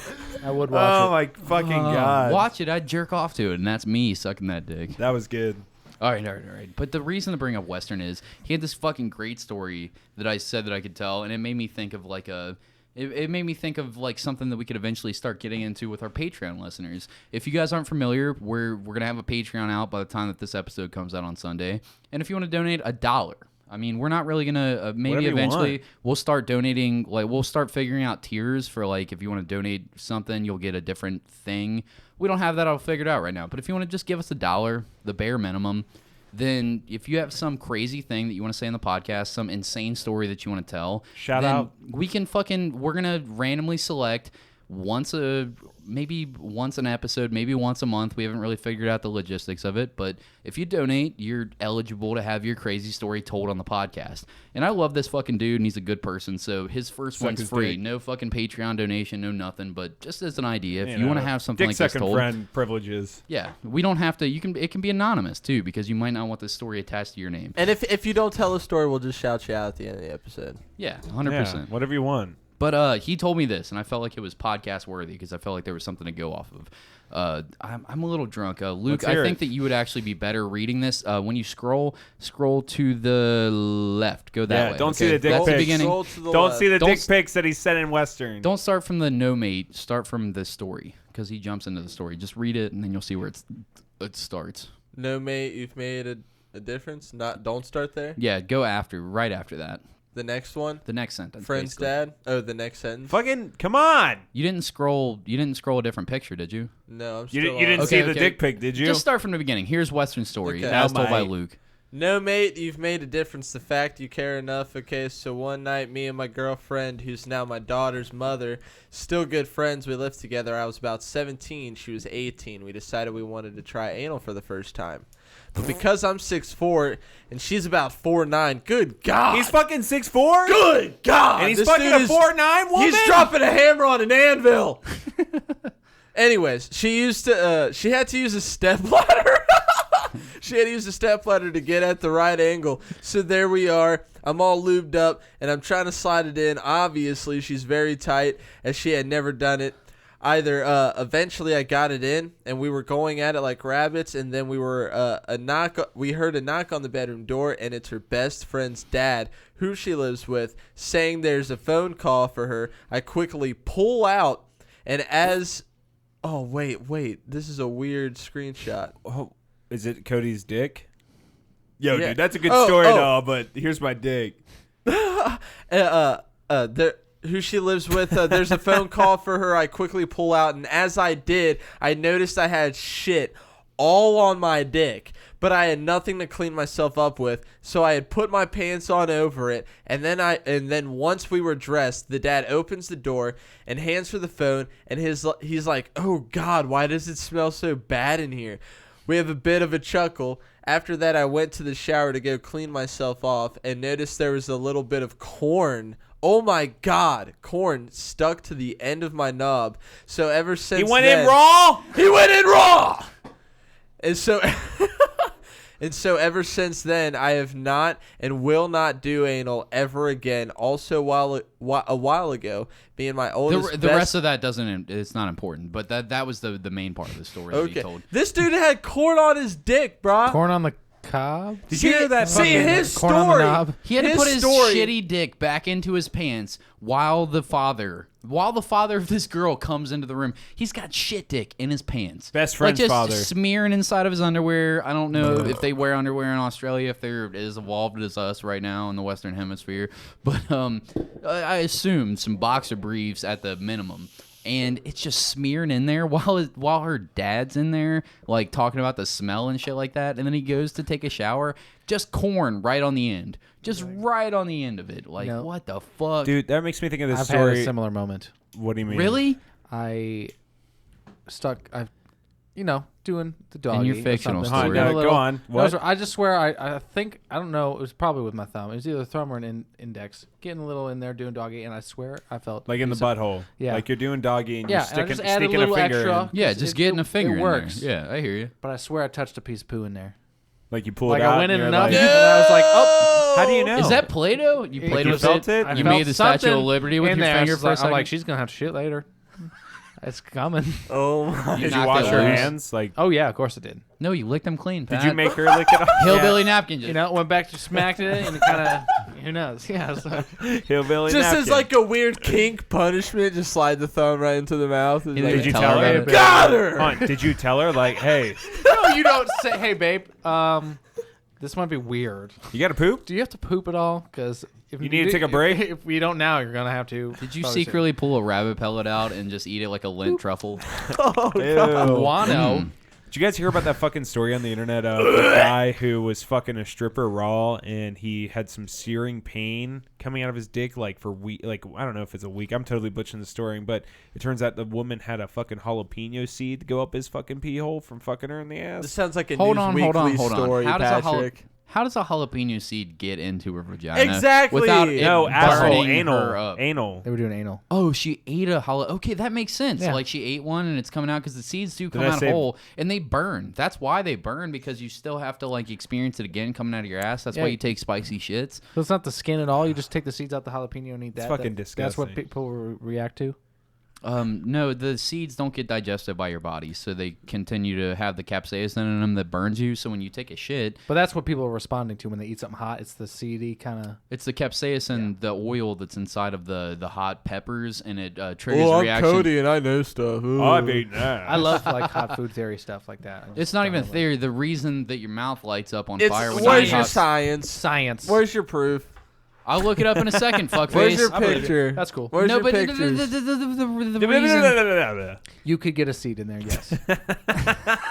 Long story short, yeah, you got a seed in there. Yeah, it could slide in. Life is funny sometimes, the way it happens. You know, when you push your dick with the hole in it up against a fucking turd with the seed at the end of it, you know, you could get that seed back. That sounds like a News Weekly story. A reverse seed action. It reverse sounds like seeding. It sounds like Western got off easy. It sounds like the fucking corn on the knob. Cool, you just flick that bitch off. That was supposed to happen. Hold on. That would make my butt. Oh, dude, my butthole would become so tight out of disgust it would turn fucking coal dust into a diamond. What, after your boyfriend pulled his dick out and had corn on it? You're just like, I'd have to start doing ass kegels to make sure that I the just corn don't doesn't come out understand next the time. part where he was fucking her in the ass on a step stool.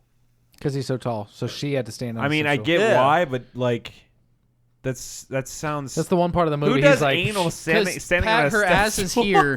Let me give you a graphic. I get the complete his idea. Dick is I here. have, her on a step stool. Now the dick. They're probably. I have a whole room. picture He's of over the it, but couch. like, why not lay down? Well, why the if step she stool? lays down, he's gonna be fucking like jamming his sword into the ground. You know what I mean? He's gonna need some space. Yeah, you don't want him to reverse King Arthur the fucking bed. Wow, your sex life must be boring. I'm just trying to picture. Why isn't he missionary? Why isn't he just laying on top of I want to put my penis. The Lord's position. This never would have happened. I want to put my penis in your asshole. Here, get the step stool out. Then not on the bed. Patrick's standards. I don't know. God. Maybe I'm vanilla. If we were having anal sex the way that Jesus intended, there'd be no corn on my knob right now. Yeah. I think it had to happen. Corn on the knob seems like a natural saying. Yeah. I mean, that's why you don't go anal without a condom, at least. I mean, if you want to do that, fine, but I feel like... That's nasty. Put something over it. There's poo that comes out there. Why would you want poop on your dick? Sure, you can clean it out meticulously. You clean anyways. It's just hygienically. Think about this. You go and after you finish, you go take a quick rinse or something anyways. Well, you go in the bathroom and you just wash it off?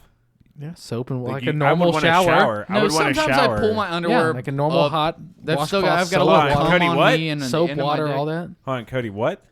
I mean, sometimes I just you take the after sex piss, and you're like, well, I still got a little cum on the shaft, whatever. Pull the underwear up and just go right to sleep. We're men, like who cares? I don't gross myself out. But I'm talking about shit, dude. Oh, I don't. Well, if I could do that with shit? I don't do anal. Yeah, no. If I could look down and see something, I probably would clean myself off. But if you're like, oh, it was sweet, and you pass out right there, you passed out right there. With shit on your dick, though. You don't know because the lights are off. You didn't see it. Oh, dude, I'm definitely that's fucking touching disgusting. wieners. Yeah, I'm you definitely I'm checking it. Yeah. Okay. Why would? Okay, Gabe, are you Generally, saying that you fuck in the ass, but you don't look afterwards? Well, I have before, but let's say I've got. But you don't look afterwards. Okay, I don't need to know if there's shit on there right now. I do not have to anymore. What do you mean? Because I've leveled up. Leveled up. I know the quality of the.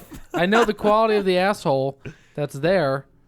If that happens to go dude. There. Yeah, but it's not a pudding cup, bro. It's generally pretty dry space until shit happens. Like, do you have like an agreement beforehand? Like, hey, have you pooped in the past 6 hours? 3 hours? minimum, dude. I don't know. No. Hey, what if their poo schedule's irregular? What if their diet how do you know is they all didn't over just the poop place? or they got You learn about the quality of the person you're going after by probably. What if they're wearing tight pants and it gets sweaty in the crack? She's like a super babe. Everything's perfect, and the one claw she has is a constantly full asshole. What if it becomes a swamp? You do it? I wouldn't know until I did. And when you find out, it's too late. And then it'd be like, you know what? But he's going to I'm bed. going to tell all my dudes this story, and we're never going to do this anal again, or you're going to... You would tell everybody, like, hey, dude, I got some shit on my dick, but I fell asleep with the shit on my dick. I think if I was comfortable enough with my mates, it would be like, dude, I got to tell you something, okay? You have to get it out. Bro, if it comes out like Jif peanut butter, then there is a problem. I would tell it on the podcast the next day. Yeah. The next day, I'd be like... And if I'm comfortable enough with her, I'd be like, babe, what the fuck?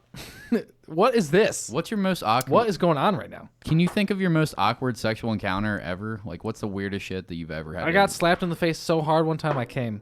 It was involuntary. What? Like, I didn't have to come yet. That's incredible! Yeah. Like, she hit me like, like, not like a love slap. Like, it was forceful enough that you're like, what the what? You know? It's like, it's almost she punched me in the face like, wow, fuck. And it was so much like just going on. Boom. Right there. Why'd she slap you? Because I have fun sex. Like, did you like, I like to be rough? I like to be rough. It's not like she just got up off your dick and just slapped the shit out of you. No, I had slapped her at one point, and I think it was probably enough where she's like, I'm going to get you back. But you don't at the end, are you just like, do I apologize to you? Do you apologize to me? Or do you just she gave me a high each other five. now? She gave me a high five. On your face? Do we get married? We laughed. On your face. Yeah. You gave her the cum high five, dude? Just like wiped it and just right in her face. Spider-Man, dude. That's right. That's Simba. The old sticky slap. Oh, God. Thank you. I don't know if that's the most awkward one, but that's happened. I know a lot of laughter. I've had some. Luke lit up so much. I want to hear Luke's. Some miserably awkward scenarios. Hit it so up, dude. Super loud, and I was like, "Bitch, you gotta shut up! My roommate is gonna say something." And then I got a text. It was like, "You hear the vibrate?" And it's like, "Hey, either gag her out or stop it, please. I'm trying to sleep." And we both laughed, and that was it. Ruined the moment. Just like dumb little shit like that. Nothing horrible. Luke, what about yours? I once had this girl give me head, right? And I like gave her the signal that I was about to come. What's your big signal? What is it? You start popping and cackle? locking. I just told drop her. the stinky leg real quick. I just told her. What do you mean? Like, what do you think? Are you cryptic? You said I gave her the signal. Like cackle. you're doing like It's a seatbelt. I know you used to. initiated the lighting of the torches. No, What I are you knew- talking about? I know that Luke used to work at the airport, so I just assume immediately he's got those big things. And he's like, I'm coming. Yeah. Yeah, really. No, I was just told. I just told her like, I'm gonna come. I'm gonna. But anyways, like she lifted her head and she kept like going with her hand, you know. But she didn't like change the trajectory, like it was aimed at like back at me, and then it happened. Huh? I'm like, oh, He's playing dodgeball. Dodging your own yeah, cum? He's like, put that away. Yeah. I've caught a warm rope right to the face a couple times. Oh no! A What do you warm mean? rope? A fat rope of warm jizz right to my own face. What do you mean? What happened, Because he's on Cody? his back. He's laying down on his back and just.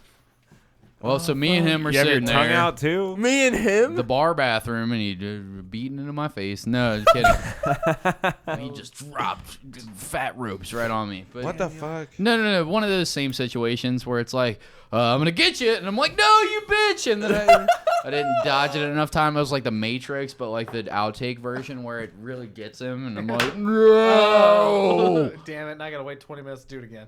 I have another one that's equally. That was a awkward. 20 generous minutes? one. What kind of Superman dick do you have? Generous Peter for North? you. 20 minutes and you can rope yourself in the face again. Maybe I can get it in 20 minutes again, but it's going to spurt out like a sad volcano, just kind of like blip, blip. I always off find the sides. second one to be better. Yeah, well. I got another Unless one. it's been over 6 months, I guess, or something like you've been stockpiling. But Can you cock train yourself? Like to Probably. have like being what a if you don't professional. masturbate? Nah, like pass. Like for example, no nut November. All right, if that's a thing. No. If you don't come It's that called whole Lent. month, that whole month of November, you're gonna have like an explosive load at the end of that month. probably Like you think so? 40 days and 40 nights, man. Have you Or seen that? prostate cancer by the end of it. I think you're supposed to Probably. come. I think It's that's healthy. probably bad for your body. It's to not. easily the greatest feeling in the world. Yeah, why are you not doing Next that? to eating a delicious steak. Or anything just about perfectly made at the perfect temperature. Nah, steak. In the moment, you're just like, God damn, this is... Dude, chicken, cheese, extra cheese quesadilla. Or any good pizza, when you're in it, you're just like, this... Steak. Or to Cody, a warm rope from Western. Oh, Yes. oh shit. Yeah, an international rope. That's what I like. Could you imagine Australian rope. how fast his nut must be to soar through the skies of Australia all the way to Ohio? Scientific... And What the and- fuck? In your fucking mouth. And it flushes down the toilet the wrong way A too. cannon. Click the air. Just going this way. Dude's got a cannon, I bet. I wonder, Down under. so it really does flush differently in Australia. I hear you. Yeah. Really? So Backwards. I wonder what kind of fucking loser was the first one to notice that, because I never would have fucking noticed if What do you someone mean? told me I would have at otherwise. some The point. water was flushing a Never. different direction. Yeah. It like, does? oh, cool. Like, how bored are you? Really? Exactly. Why? Does Well, anyone know why? Earth's Who gravitational cares? pull. Duh. It's a Yeah. sewer Side. system. It's a Duh, mate. Dumb, It's just mate. their Oh, sewer. you just Their- offended their fucking design Western. system. Oh, we never plugged I guess we should plug the. Pat started a Reddit. Yeah, I started a subreddit for us. So if you go to r//the bastard sermon, you'll see that our video posts are there. Fuck you. Our video posts, I post some videos that we talk about on the show. Go check that shit out. Follow it. I mean, doesn't require much of you. Just subscribe, man. Just fucking do that shit. Yeah, do it. Do it. And participate. Participate. Be a part of Mansfield's this on shit. there, our sponsor. Talk to him. Yeah. He All right. wants to. He wants to talk to you. What you got? Post He's whatever cute. you want. It's completely uncensored. Just post whatever the fuck you want. And then buy us stuff. Yell at some more, Luke. Then they'll really feel like they have no other choice other than to shut this podcast off and never buy his stuff. ever. Yeah. Luke's trying to get a warm rope. I don't know. Who's That- going to that give it term- to me? Yeah, Mansfield. That's what I'm talking about. He's gonna give it to you. Okay. So we did the storytelling. We plugged the Reddit. We did our sponsor. We were talking right before the mics came on were? about like growing up around the Toonami era and fucking watching Cartoon Network back in the day and Boomerang and stuff like are we that. about to talk about anime? We no, might. we're Yeah, about to talk about maybe. the fucking thing that we were talking about right beforehand. Did you Pay already forget? attention! You fucking stoner. What's wrong? Are you all right? You having a stroke right now? I can only see one eye popping out of that mic guard. But Gabriel was getting into it. You were breaking down like the shit that you were watching as a kid. Yeah, but I'm trying to understand why. Oh yeah, I used to watch Cartoon Fridays, and they would have like, I remember one specifically, the mayor of, it's like everyone's in a white room basically. Cartoons. It's like Powerpuff Girls are flying around with space ghosts, and McGill Gorilla walk by, and there's just like arm wrestled Ed and Eddie, and just like people are interacting like the universe was, and like there would always be a host, and I was like, I'm gonna draw the mayor from the Powerpuff Girls was on, so every commercial would come on and be like, oh, we're gonna get the nose shape, and like, by the end of the 3 hours of cartoons, 4 hours, you'd have hopefully enough, and that's how I just would doodle cartoon. I could freehand the mayor from the Powerpuff Girls at one point in my life, which I felt pretty good about. The monocle, the mustache, the awesome hat. Character, honestly. Yeah, just a little Monopoly guy. Dude, that dude was smashing his secretary. Don't fucking tell me otherwise. I forgot. They didn't even see her face. They only focused on her body. That was the whole fucking purpose. Like, they never looked at her face That ever. show was kind of dark in a weird way. I probably have a deep seated love for redheads because of that. Are you going to try to fuck Luke at the end of this podcast? Don't do it! I mean, the show was like pretty kind of ridiculous, kind of adult in a weird way. Like it had some kind of dark, weird fucking universe to it. Remember the extra Powerpuff Girl they got that was like extra large and was really the retarded slow? one is what you're trying to not say right now. Yeah. Hey, but what about the Rowdy Rough boys? But I mean, with Snip Snails and Puppy Dog Tails or whatever the shit is. The Rowdy Rough boys, but they didn't have hands, They didn't have fucking fingers like everybody else in the world. They had just these stumps, and they used to beat the shit out of Mojo Jojo, like his brain would be exposed. He's a monkey? Dude, he would wake up and like make himself a nice breakfast. They bust through his kitchen window and just kick the shit out of him. His brains would be popping out that hat. Like, god damn, these bitches beat the fuck out of him on a daily basis. I mean, let me be honest though. Like when you were younger though, I mean, this was a product of its time. Let's just say that. Times are a lot different now. But when you saw him, the devil, the main bad guy, didn't that ever make you feel extra fucking weird as a kid? Because he talked super weird on top of his appearance. He was like a transsexual. He was a transsexual. You didn't know what devil. that was, though. Yeah, I was like, something about this guy is weird. He was a lobster devil transsexual. Yeah, it was the weirdest shit ever. Like, how dark is this goddamn world? Or did you think, all right, so what about the Boys? In the secret room of the show, they're all like, dude, I got this crazy. What if we took one of them fucking tranny things we were seeing, and they're actually playing off those characters? They're like, no, it was just a devil crab guy. That was it. I mean, we grow up, so we assume all these things. But like Ren and Stimpy, half of those weird fucking shows. That show was fucked. What the? Yeah, Rocko's Modern Life. Well, he had a goatee, slick back hair, and he was in a sex hotline operator. Yeah, that whole show, Rocko's Modern Life, is a little fucked up. And actually, there's a movie coming out. Did you know that? It's gonna be a movie on Netflix coming out. And Invader Zim. That used to scare the shit out of me too. Bro, when I saw the episode of Invader Zim where he stared at the sun and his eyeball scabbed over, what? It scared me. Are you serious? Yeah. You love scabs. You know what creeped me out? Loved Don't it. look under the bed. Do you remember that? It was like there was a demon world living under this girl's bed, and like what show? They pull you in, and there was like basically like it was like one of those Nickelodeon like movies or something. I remember they had like an imaginary friend who was there too long, or he was given into it, and he started like his teeth started getting all sharp, and he was like becoming more mean, demony. Ew, look that up. Yeah, what? It's a PG. Look it up. But I swear, how would I find this? I believe you. Just say "Don't look under the bed" film. Dude, but I was like, that used to creep me out and make me feel weird. You remember the Rugrats episode, which, if you don't know, was about a bunch of babies in a room in the 90s kind of shit. I feel like I know. I'm about to know what you're talking about. There was an episode about dust bunnies. Yeah, and there's like that episode gave me fucking nightmares. They had a fucking couch. They would go underneath, and there was a huge cave of these dust bunnies, and they'd eat the shit out of you. Boom. Yeah, the boogeyman. That's their friend. What is this? That's his friend turning in like evil, like he's giving into temptation or thoughts or whatever. That's what happens when you give in to temptation. He used to be cool, and turns evil. You get sharp teeth. Yeah, he was a cool dude, and then he's just like their snarky imaginary friend. Seen it. It's when you didn't believe in your imaginary friend, you started losing like faith and like forgetting. Like in this particular world, you would become more bad. The like more an you're elf, liked, if you didn't believe in Christmas, Santa didn't exist. Kind of interesting. Yeah. The one that I was beady eyes, like the thing that I was talking about that made like me Fairly Odd Parents now. Yeah, that was a fucked up little show, wasn't it? I didn't know at the time. And that's what we're getting at. We Cody? didn't know.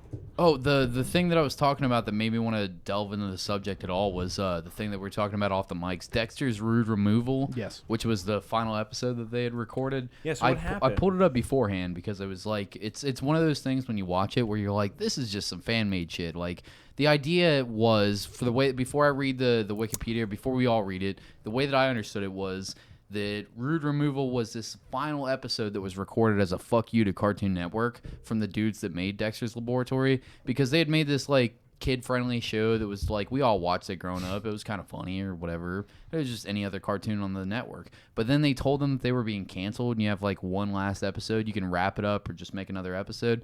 They basically made a literal fuck you to all of Cartoon Network where they made their characters cuss and all this, and they never got aired or anything like that, but it ended up showing up on the internet.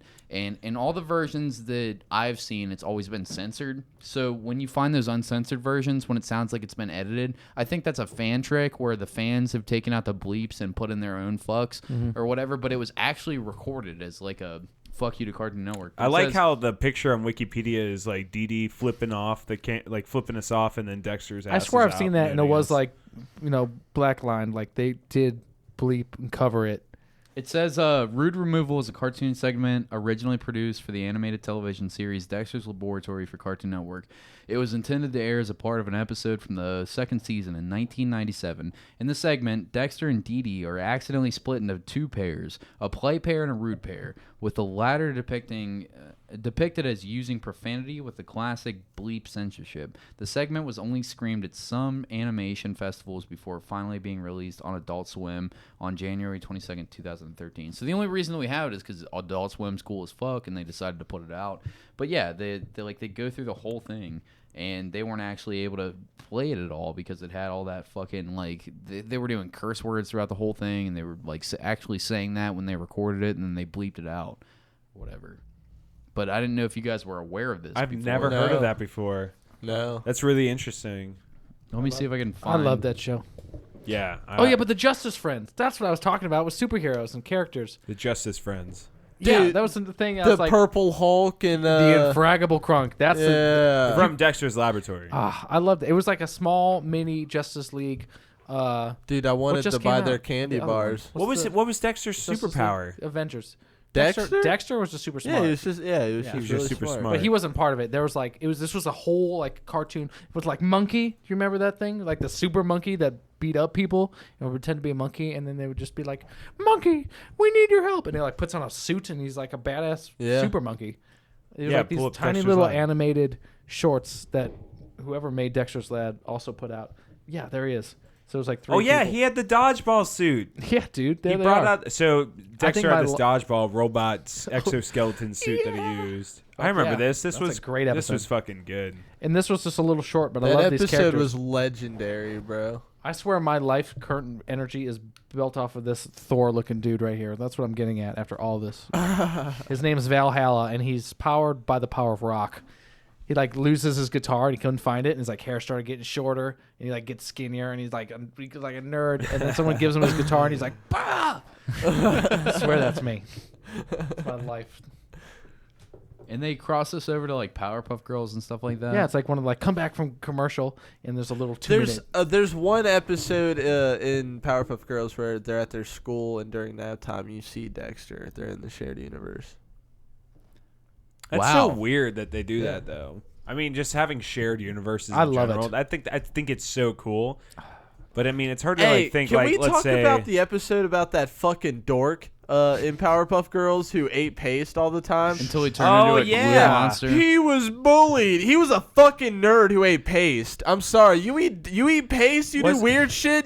There's no fucking question you got. You need to get bullied just the right way. Agreed. Someone needs to tell you to not eat paste, and if someone's making fun of you for it, that's one. All creative people have been bullied. Okay, you won't have any creativity unless you're bullied. So suck it up. There you go. Everybody is bullied. You're supposed to be bullied.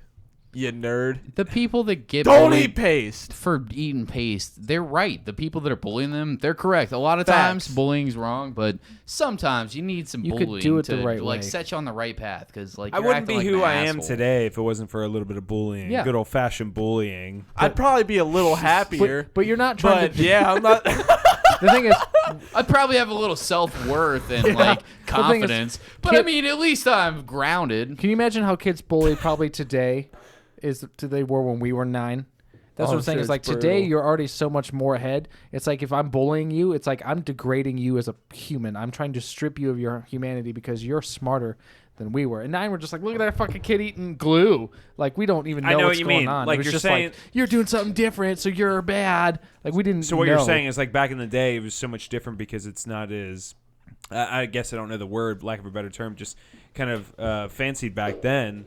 Back nowadays, like people, like anytime you fucking do anything, like it's so obvious, like you're a human piece of garbage if you're a bully. But like, just like the standards, you know what you're doing, you're being a piece of garbage. But back then, like no one really cared, like throw it under the rug kind of thing. Yeah, what's the social media thing too? Just like my little sister, she's 11, but like she's had Facebook and Instagram and all that shit for years now. So she's probably 5. So I come home and it's like 7. She's 7. And she's like talking to me like I'm talking to you guys. She's just like, can you believe the kind of things Monica's saying in school? Like how, and just like, I'm like, well, how old are you right now? Like, why are we talking like this? You know, it's just, it seems like. Yeah, like you should be having this kind of drama at this age. So by 10 years old, which is nothing, you think like, oh, look at the kid with you could know so much detail about someone that's almost like an adult, like you're just being rude. Like what does a 10-year-old need to strip another 10-year-old of like their humaneness, you know? Like, what are you trying to? What's the end game of actually trying to destroy someone? That reminds me. Are you ever feeling good? Have you ever seen cake farts before? Oh yeah, segue. Let's love both delve of those into things. this Which reminds me, which reminds us of something very important that we needed to bring up. That reminds me how fucking bad Cody is at segues. That's what that reminds me of. Because I have no like ability to segue into anything, so I just like it's got to be a little fun. Really? Okay. Well, that reminds me of cake farts. That completely unrelated topic. Speaking of bullying. You ever fart? You ever put your bare ass on a cake and farted? Well, this never had the opportunity. Would you though? Potentially, maybe. Watch this. Is she gonna put that in her butt? There's a chocolate cake on a table. A woman smiling. This video isn't. What's happening? Did the internet die? No, you just took too long to play it. Yeah.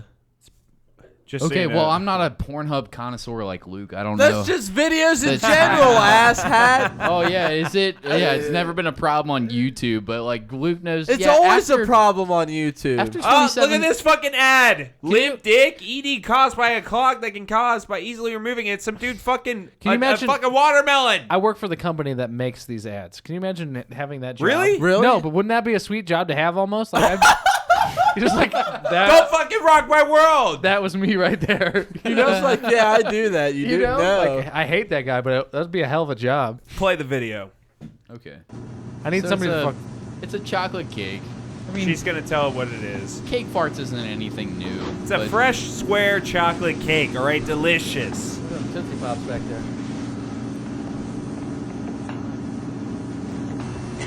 You know what I like the most? Cake farts. Said no one ever. She is bare She sticks her ass. finger into the frosting and she puts it in her mouth, trying to be sexy or whatever. And then it Bare pans ass. out. She's got like a wife beater on and no pants. Yeah. Let's get this done. Oh my god. I don't like to be rude about people at all.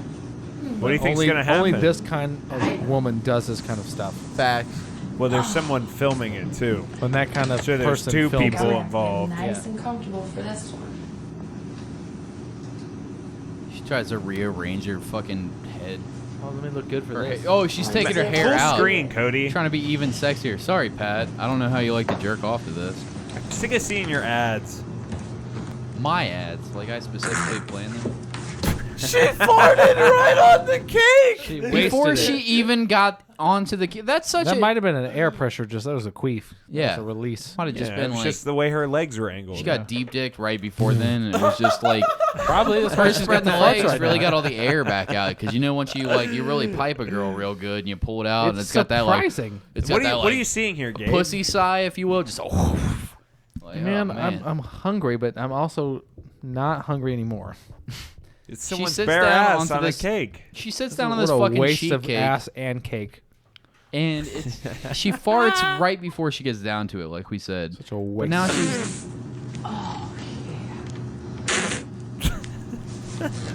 She's like wiggling her ass on the cake and farting on it. Now it's all stuck to her ass. As the camera pans to her ass. Gabriel, what are you seeing here? Cinematically, I think I owe a lot of credit to who filmed that. He was right there, or she, but, kudos. Artistically, I thought it was a funny shot. When she farted, for sure, there was little pieces of frosting that hit the lens of the camera. Nothing more frustrating than that in your job field, right, Gabriel? I just wish I had the kind of time to do this stuff. I can't. Would you do it, though? Would you film something like this? Yeah, I'd love to smell hot girls' farts all day long and just, ruin what makes hot girls hot. It'd be the I probably dream would job, in the right Pat. mindset. She is not hot. In the right mindset. Do you think am I doing this for farts on fun or is cakes? this a job? Do you think cake farts is like a poop fetish? Oh, probably. Do you think that's what it is? Because she has a fetish with it. That's why she's doing it. She puts her bare ass on the fucking cake, It could have been a vanilla cake. It's chocolate cake. Yeah. And she just puts her ass on it. And fucking Pat, you control the videos after this. That reminds me of that scene from the movie Evolution. Do you remember that movie? No! I like it was like it came to the surface. Hold on, Gabriel. I know you're trying to make a point, but hold on a second. I love that. One more time, Patrick. Not there. Not there. No! Her whole asshole comes out like an alien chest burster. Yes. It's been too many years since I've seen cake farts. I admire that. When Pat was pulling this up, I was like, everybody's talked about cake farts before, but rewatching it really brings a new light to my eyes about it. Oh my God. Pat, this is a grand slam. I forgot about how good this was. Oh, that's worse. Dude, it's like when she forces Is she her doing farts this on out. command? It's like literally pulsating. Her asshole pulsates out. Can she do this on command? Is that what the gig is here? It's all about the angle, bro. Look. It's winking at me! Oh, When you're at a certain angle, air goes up your ass. Oh, there you go. Spread it for us, please. Uh-oh. Don't poop. That's all I want. Oh. I'm gonna salt. I'm all done. Don't worry. Pity. Don't worry, Pat has the ability to back this up.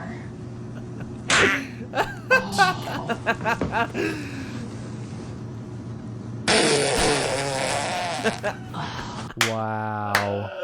It looks like two puckered lips coming out of a cake. Just a. I don't ever get that angle at an asshole, so I almost appreciate that. That was very enriching. I mean, anytime someone farts, it's funny. I mean, it is. Here, speaking of segues and just cake farts, someone was at Target. You ever go to a public restroom and you hear someone fucking light that shit up where you're like, God damn, fuck, what the fuck, man? Well, someone at Target. Oh my God.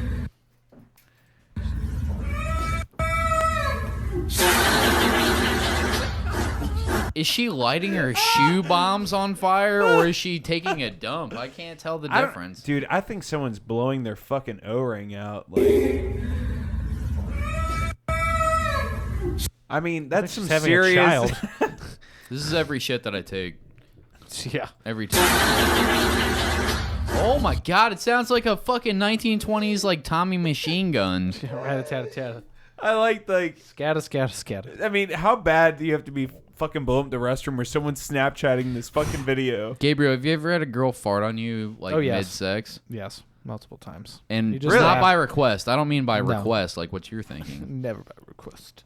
I thought you meant what's no. the grossest It's shit never you've not by We're request. humans. We're humans. I don't give a fuck. Yeah. We're here to fucking have a good time. You Have you ever had her try to blame it on a queef? Like, I swear that was a queef. And you're like, I smell it right now. Don't lie to my face. I'm the kind of guy that by the time that we're intimate, that shit's probably not going to bother you. Or the kind of girl that I would have found. You spot me as come on. As a man that's seen some shit. Yeah, I've touched He's it too. modern day Fabio with a nose it. ring. I bet poked he's what? I poked it. Poked what? Remember? I already told you the story. Oh yeah. But I mean, I just feel like you've seen poked some the gross poo ball. shit. I've had some very interesting experiences that have given me confidences that I never thought I would have. Confidences is a good way of describing it. Yes. When a girl farts on your dick, you know. I do. It's a fantastic story. I want to hear it. So, I used to, when I was playing music in a band, there used to be a label-based competition in the Cincinnati area. I want to be as vague as possible because I don't want to say any names, just with everything still going on and it's a thing. I don't want to. But there was a yearly based competition where you would play to get a slot to open a show somewhere else for bigger bands and all that. And we did that. We went well. We got good numbers in. I think we had to play 2 or 3 shows and you get chosen. And they had a rep come down. He liked our sound, our performance. You guys get the slot. And the rep that came down, his name was something. And, we played a show and had a good time. A couple girls were found to my liking. I went home with both of them later. And both of them. Yeah. Hey! Not for something. This guy fucks. It wasn't planned that way. They lived together. So save some pussy for the rest of us. I will. There's more than enough for you guys. Trust me. Just the life I live, it doesn't. It's not what most people think. He's like, it only falls in my lap every other hour. Yes. I mean, I'm not an every hour kind of This man. was a fantastic story, though, that, I changed probably because of this. So you brought 2 of them back. I went back with one of them. We were clicking well, but she's like the best friend. Not 2 of them? I went back with both of them, but I was only interested in one. They were just roomies. But, they're like, well, it's only so-and-so. We just had a rock concert. Like, we're all feeling good. We're going to be up and play games or drink at the house, do all that. And the label exec dude shows up at the house. Like, I don't even know how he got our address. I think he probably saw me from playing, and he's like, well, he's going home with these girls, and they're the only ones here. I need a place to crash, and I want to fuck. But he shows up, and they do some coke. I've never done coke. I'm not really interested. It's not that great. It's all right sometimes. It comes back to affect him later because me and the person I was with at the time, go to bed, and the best friend shows up. She's like, you cannot leave me with this coked up dude in here. Who really knows this guy? So she's like, I'm going to hang out with you guys. And yeah, she did and joined, and it was awkward. And it was like literally a minute of like, is this potentially going to be awesome? And then the one I was with was the fun one. She's like, I'm going to make this more awesome. And she goes and grabs this dude. The label rep Mr. guy. Cokehead. And he comes on in, and he's already naked. Like, he'd been waiting, like, I'm not ready. Tag me in. And, walks in, dick in hand. Just like, I'm ready. And he wasn't. He couldn't even get hard. It's this weird... He got a floppy. Twosome turned threesome turned weird orgy. And then he couldn't do it, so the other girl just hung out with me. The other one went to bed. And then...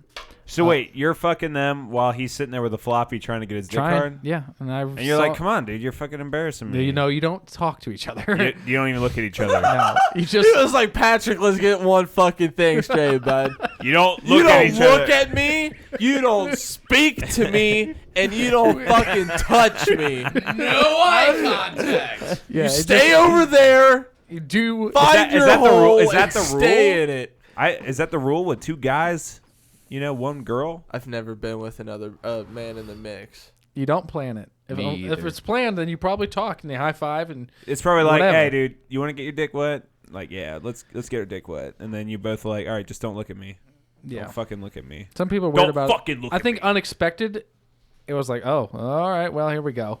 But like I've had friends who are super outgoing that are like, dude, I would love to have a threesome with you and someone else. And he's just like that dude's trying to fuck you in the ass as hard but as he's just possible. like, touch that trying poop. to He knows I jackhammer would that fucked. pooper hole. He knew dude. I wouldn't do it, but he's just like, it just seems like you'd be a fun guy to have a threesome with. You just seem like a hot guy, a fun guy. I meant to say fun guy. I just want to see your dick, bro. Yeah. I just want to fuck your dick. I Does bet your fun dick. even really I mean, I change bet it? your dick would. I bet your dick would just get her so good on Yeah. your big, heart-throbbing, I'm so proud of you. your big veiny vascular dick. I bet it would. comes- I fuck her bet you so- would. I Don't bet look that me girl in would the love eyes. it. I would love to just experience your big dick really in her right there. Yeah. Is that how he broke that pitch down to Basically, you? yes. Is that it? Yeah. Yeah. Okay. But that guy's trying to jackhammer They're the your type of- asshole until Only- it's more busted than 75 South. Only when they're drunk, though. Only when they're drunk. One of those kind of guys. When he drinks and he gets drunk, he makes out with his dude friends a lot.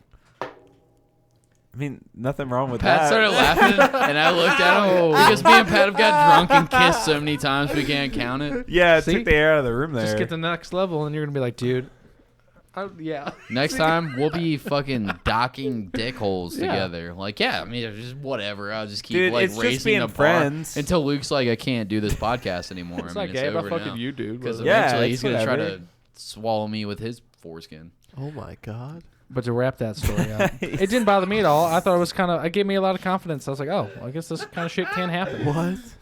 A year later, we went back, played the same competition, happened to win it again, and the same dude was there. And he's like, we got to sit down with the band, talk about, next steps. He's like, I want to talk about the bass, but more importantly, I want to talk about how those tight leather pants really show the veins in your penis. So he's like, you guys won last year, right? Did you ever cross paths with so-and-so? And then our drummer is like, yeah, Gabriel. And he starts telling the story, and he's like, wait a minute. I've heard about you in L.A., and you're the dude. And I was like, yeah, that was with me. And I left out, and the other bands were out there just like. The foursome story? Yeah. And then everybody got around down? somehow. Like, I go back to that venue now, and people are still like, dude, I know about you. I don't even know who that is.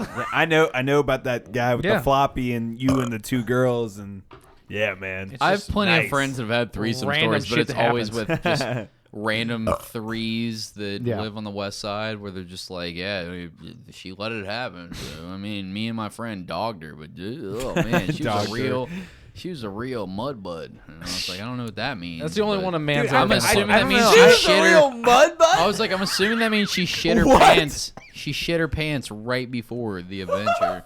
He was like, it smelled like it, but I mean, we powered through it, dude, and I was in the front, so it was fine. Lord. Dude, I just this isn't a story anybody brags about, but Gabriel's saying this with confidence, so I'm just like, it must be something with it. It was she was hot or something, but everybody that I ever had tell a story about this, it's always like funny in some way because it's always awkward and weird. But my best friend will tell the story, and he'd be like, "Can I tell them this story about you?" And it's just like it made me feel like, yeah, go ahead, and it's like, it made me feel special that this dude was like, dude. I got it. I feel it. It's humbling, I guess. I don't know. Bragging about your dick to his homies. Yeah, like, come on. Perfectly heterosexual things. Saves the pussy for the rest of us. I feel it. That's a good friend right there. But it's like, that was not planned. I'm not that kind of guy. I don't seek that kind of stuff out. I have a very public life anyways. So I'm like, you know what? I keep my intimacies with me and my lady, and that's it. And everybody on this podcast. Yeah, and everybody on this podcast specifically. Yeah. But it's like, I never planned for that shit to happen. Don't worry, no one's listening. The craziest shit just happens. Let's think about this, though. Why do people even get weird about that shit, seriously? I mean, there's obviously some extreme kinks and all that shit and that's out there. But I'm talking about, like, everybody fucks, man. Everybody wants to fuck, Like, that's one of the main things that instinctually that drives a human being. The one? Or they're inexperienced. And they're shy. But the United I'm just saying, like, why do people care about it? Like, there's, like work and everything like that. Like, religion. Who gives a shit? Religion. Everyone... That's so stupid. Religion. Yeah. That is so fucking stupid. Yeah, but that's the basis of the United States. States. Religion's fucking stupid. Yeah. It's dominated the world. Here's the reason. The greatest invention in mankind. But here's the reason. The whole reason that the United States was formed is because the Europeans that came over wanted to have religious freedom. Didn't really want a religious freedom. Wanted their religion, the Puritans, to be accepted. Yep. So they come over here to have these very strict beliefs. Shit that like wasn't going to fly in England at this time. And they turn into colonies of people that believe in this very strict religious thing. And then that forms the basis of your nation. You write laws based on it. And then people start to like feel weird about natural instincts that they have. It's and been then 250 they get suppressed. Years. And it gets weirder as it gets suppressed. And it gets weirder. And these fucking weird kinks start popping up. And these fucking mental illness. 7 billion variations. Religious oppression, and that's the basis of like, what this whole country is basically. And you end up here, and then you end up and like now play this game and try not to come. Cake farts. That's a European woman, all right. I'm telling you flat out because of religion. That's European. I'm just trying to stare at the fake tits to the right. God, they look alright for fake tits. But then those puckered Sour Patch Lips pop up and fart so dramatically with the fucking frosting all around to fucking religion, man. Really frame it. Fucking religion, man. It's just crazy. That is. That's in a Target bathroom stall in the women's section. Like, I wouldn't, if I heard those Tyrannosaurus Rex farts coming out of the men's bathroom, I would be impressed. But in the women's restroom, I'd be horrified. I'd be like, for sure there's mutants crawling out of the toilet right now and the apocalypse is happening. Because no woman could unleash devastation upon a toilet bowl, especially not a fucking public toilet bowl like Target this woman's asshole. Gabriel, I know you want to say something, but listen one more time before you get to it, because I have to make this point. Listen to this fart. What the fuck? I would have thought that the Kool-Aid Man was bursting through the wall. Oh yeah, with that fart. Dumping it straight into the toilet. Go ahead, though. That's a Target woman. The uptight Target mom who doesn't shit because she thinks shitting's weird. She's probably blocked up. Do you shit in public toilets? In there. I've shit everywhere. It's I think toilet. There's a disaster person in there drinking a 40, eating cheese right off the block, not even cutting it up, just like stole it from the Meyer. So got the Meyer mozzarella cheese, busted it open, he's eating it off the block, just the whole face turns purple as he does it. Well, she does it or whatever. Yeah. Growing mustache hairs. I don't think this is an uptight mom. I think this is a monster in the other stall. I think this is a 600-pound. I think a portal to hell is opening within her asshole. There's a TLC documentary coming out about her farts tomorrow. It's not an uptight like soccer mom, I promise. Gabriel. Or whose asshole generates that much noise? Have you ever shit yourself? Oh yeah. I swear I probably did it like I don't want to miss this, but I have 2 weeks ago. I swear I texted. You shit yourself 2 weeks ago. I swear I probably had a moment. I feel like I texted my friend about it. I'll wait for him to come back. I swear I texted. Like if you shit yourself multiple times? Not like no. I mean, it's cool if you shit. I mean, you shit yourself, you shit yourself, bro. It only happens when I sneeze, and it's like a little shart. It's not like wait. Really? Or like I had food poisoning. That did happen. Yeah. Like, hold on. Like, are you holding your shit? And as you're holding it, you're like, oh, fuck, I got to sneeze. I got to fucking brace myself. Yes. Like a driving home. I'm not shit. I got a half hour left. I got to shit. And I don't want to stop, you know. But that's like so few and far between in all of the days of my life. You shart a little bit. Like, you sound like you do this quite often. You're nervous. You're like, oh, well, I have to check that when I get home now. You know, just like an uncomfortable fart. When you get home? Like, oh, God damn it. Dude, you know what I would do if I felt like I sharted? I'd just go right to. I'd be like, "Excuse me, one moment. Pardon me. I gotta excuse myself." And I walk into the bathroom as soon as I fucking can, and I'll be like, "Check this shit, like, and clean that shit out." I swear it was like probably. I swear I like stopped and I parked at like a Bob Evans or something in like the middle of the day and went in. I went straight to the bathroom, and I was walking weird. You turned it into a slob Evans. Like, I swear, I was like, that was not good. But it's only happened when I've had food poisoning, to be honest. And Good God. It's like, you know, the moment you're like, I'm either going to throw up or I'm going to shit my pants. I got to do both. In which ones? And I sat, and I was like, okay, no. I turn and I throw up, and as I'm throwing up, I shit my pants right there. As you're throwing up? Yep. Face in bowl, right down, right out. So what do you do? You plead for God's help. Is that the double pipe classic deluxe? Dude, that's a fucking fresco melt of a human being. I think that's the double pipe classic deluxe. It's the only moment in my life I've ever asked for God's help. Oh my God. I was like, you know, because you're throwing up, so you're expelling everything. You don't have time to breathe. You know, yeah. I'm like trying to inhale, more comes out, and you're just like, oh my God. Yeah, I know that kind of miserable barfing. But that's been 5 years probably since that's happened. Like you said 2 weeks ago that I had my shart, but I haven't had a moment like that, a story like that, in years. Bro, I almost shit my pants every day. Yeah, I mean it's Cody's a natural occurrence. It serial pants shitter.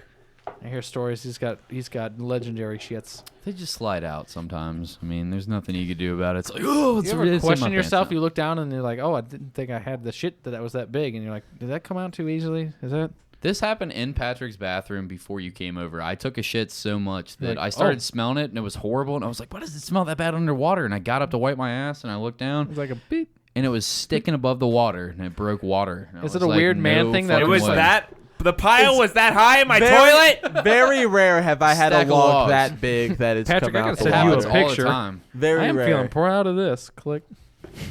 Is it a weird dude thing that you're like, I feel like I got to talk about this? Yeah. Yeah, it's like Cody the South talks Park about his shit episode. quite a lot, and it's horrifying. The dude needs to go to fucking the hospital or urgent care or some shit. If a doctor were to give him a colonoscopy and stick a finger in there, they would pull the finger out and it would just be bone. You know what I mean? Well, you're gonna die. When? Today? Right Yeah, probably today. One of those fireworks. Just like coming out. It's bad, dude. It's like some Temple of Doom shit, you know. Fucking don't go in no man's I'm very land. lucky I don't have that. Snakes. It's always snakes. I know I'm terrible at these segues, Hot and this snakes. is gonna be another weird shoehorn segue. But have you ever seen this? Like, I guess I know a ninja is a bad way to describe like a person because everybody's like ninja. That seems goofy, but there's this legit dude that's like this ninja monk or whatever that figured out a way to light fireworks on his face without causing any injury to himself. Do you guys want to see a video of this guy? Please. And that makes him a ninja how? Look, this dude is a motherfucker, all right? He's a dumbass that puts firecrackers in his... No, he's a ninja. He's not a dumbass. He's a super powerful warrior. He's got his mind figured out in a way that this won't injure anybody. And I just want to show you this video of him demonstrating on Live Leak. Demonstrating. I'm a little drunk. Demonstrating. Me too. No, watch. I've been fucking shit up all day. Hold on, it's muted. You got to go back because he gives his big introduction, so you know he's a ninja. Watch, listen to his voice. You'll know. Hey kids, don't try this. I'm a ninja master. I believe him. I mean, He looks like a ninja. That's a real Japanese guy. He's wearing all black. He's wearing a full face mask. This looks like a I can tell by the accent. Fucked up Allen tutorial, like how to blow your face off. You know what I mean? No, like, not this video. Watch. His nose is fine at the end of this. Watch. He's got basically two M80s in his fucking nose. No, he's got two little firecrackers in each nostril. They're tied together with a wick. He's got this ninja face mask on. Super legit accent. I mean, it's filmed really well. It's he super looks like high a ninja. quality. Everything looks super good, and just got a Bic lighter right to his face. You know, ninja approved Bic lighter. It all goes well. Don't worry. Keep watching. It's lit. It's sparking in his face. He's really concentrating his chakra right here. What do you think's gonna happen here, Gabriel? Let me slow down the I'm video. nervous that his face is going to be blown apart. No. Just so you know, this is a He's live a ninja leak. warrior. How could that happen? Live leak video. Where all the ninjas post their super quality techniques that you can also learn for $89.95 a day. Does he have the indestructible nose? Does What do you think? Summon a dragon? I think it's going to turn black and smolder in a bloody, drippy mess. Like, Don't be so negative, bro. Wow. You don't think this ninja could fucking make it out? Like, No. monks can set themselves on fire. No, I think you'll be impressed. I'm going the worst on this one. Okay, I Okay. think you'll be impressed, though. I think that you'll be pleasantly surprised by how this ends. I think you will.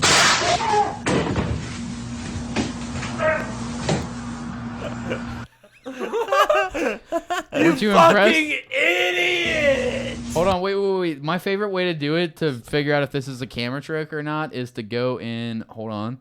Let me hit that slow motion shit. They got that the fucking 0.25. Let me go right there. Let's mute it though, because I hate the fucking slow down volume. Wait. No, my favorite part is when you watch. Wait.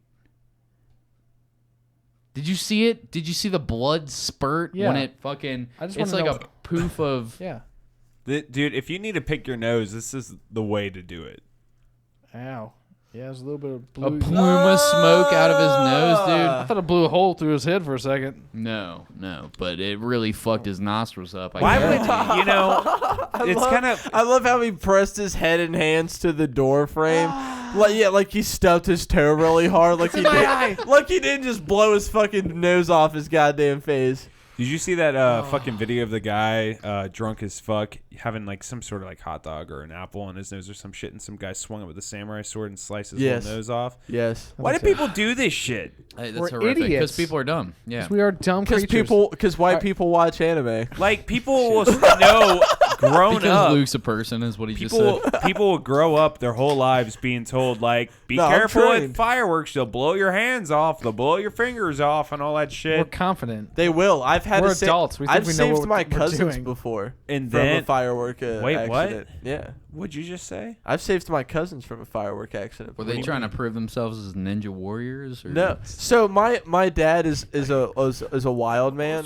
from the west side of Cincinnati. That's where he was raised, and West Side 420 Gucci gang. Don't give me your whole life story, Luke. Just tell me the story. He made a cannon out of 3 metal tubes in an orange cement mixing bucket, stuck in the bucket with cement to hold them in place.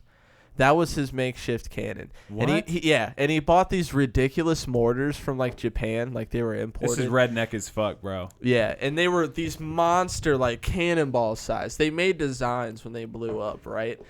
And he would stick them in his bucket cannon, his portable bucket cannon, and then light them. Portable. He just had it with him. I mean, he always took when it was around 4th of July, it was in his truck all the time. Yeah, he brought that bitch strapped to the roof. I mean, Luke was up there operating it while his dad was driving 75 drunk on the highway.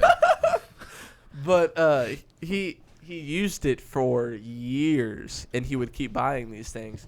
And one year, the cannon just like had enough. It just finally gave in. And when he lit it and it went off and it went gagoosh, okay, there's an initial explosion that shoots the mortar off way high into the sky before it then explodes to make the design. And the first explosion that sends it flying shatters the bucket and the cement that was holding the 3 tubes together. So the ball just like rolls like right on the ground in front of everybody. Yeah.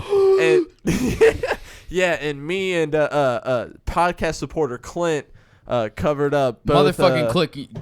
Don't roll over that dude. Cousins. Clint Young, your cousin, a bad motherfucker. He's paid our lips and subscriptions. Bought art off me and Pat. Love you, Clint. Sorry to cut your story off. Keep going. Covered our cousins up with our Cody would suck your dick from the explosion. That shit was ridiculous.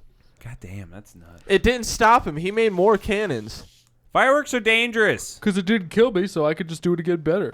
Well, dude, one time he shot it off, and one of the cardboard pieces inside the mortar came down and hit this lady's dog. It was a whole ordeal. Killed it? No. Growing up, my dad and my uncles had a fucking... They had an air compressor, and they made a potato gun out of PVC pipe with the air compressor. And my dad had the big-ass, giant-ass Craftsman air compressor, the one that's like 5 feet tall or whatever the fuck, and you had to put wood blocks on it to sustain it inside of his garage. Because he was always working on cars and like doing a bunch of like fucking woodworking shit. So he had this big ass air compressor. You hook it up to the back of it, had a little fitting or whatever that you could stick it in. Put this potato in it and just launch this motherfucker across all of Fairfax back in the day. It was fantastic. Like he'd fuck shit up with it, like line up, like he was like, I'm gonna put a rock here, shoot potatoes out of it. The rock and the potato would explode. Do you know how fast the potato has to be moving to fuck rocks up? Yeah. Pretty goddamn fast. I mean, that potato's mashed potatoes at the end of it. But that rock was too. I was like, God damn. He was like, if this hit somebody, it'd probably kill them or at least maim them seriously. He was like, Cody, this isn't a game. But they would get drunk and sit on the roof of the garage that was always feeling like it was going to cave in. It felt like a trampoline almost. And they'd shoot this potato gun off into the night, just hoping for the best, that it wouldn't just like seriously fuck somebody's life up. Dads, man. The 90s.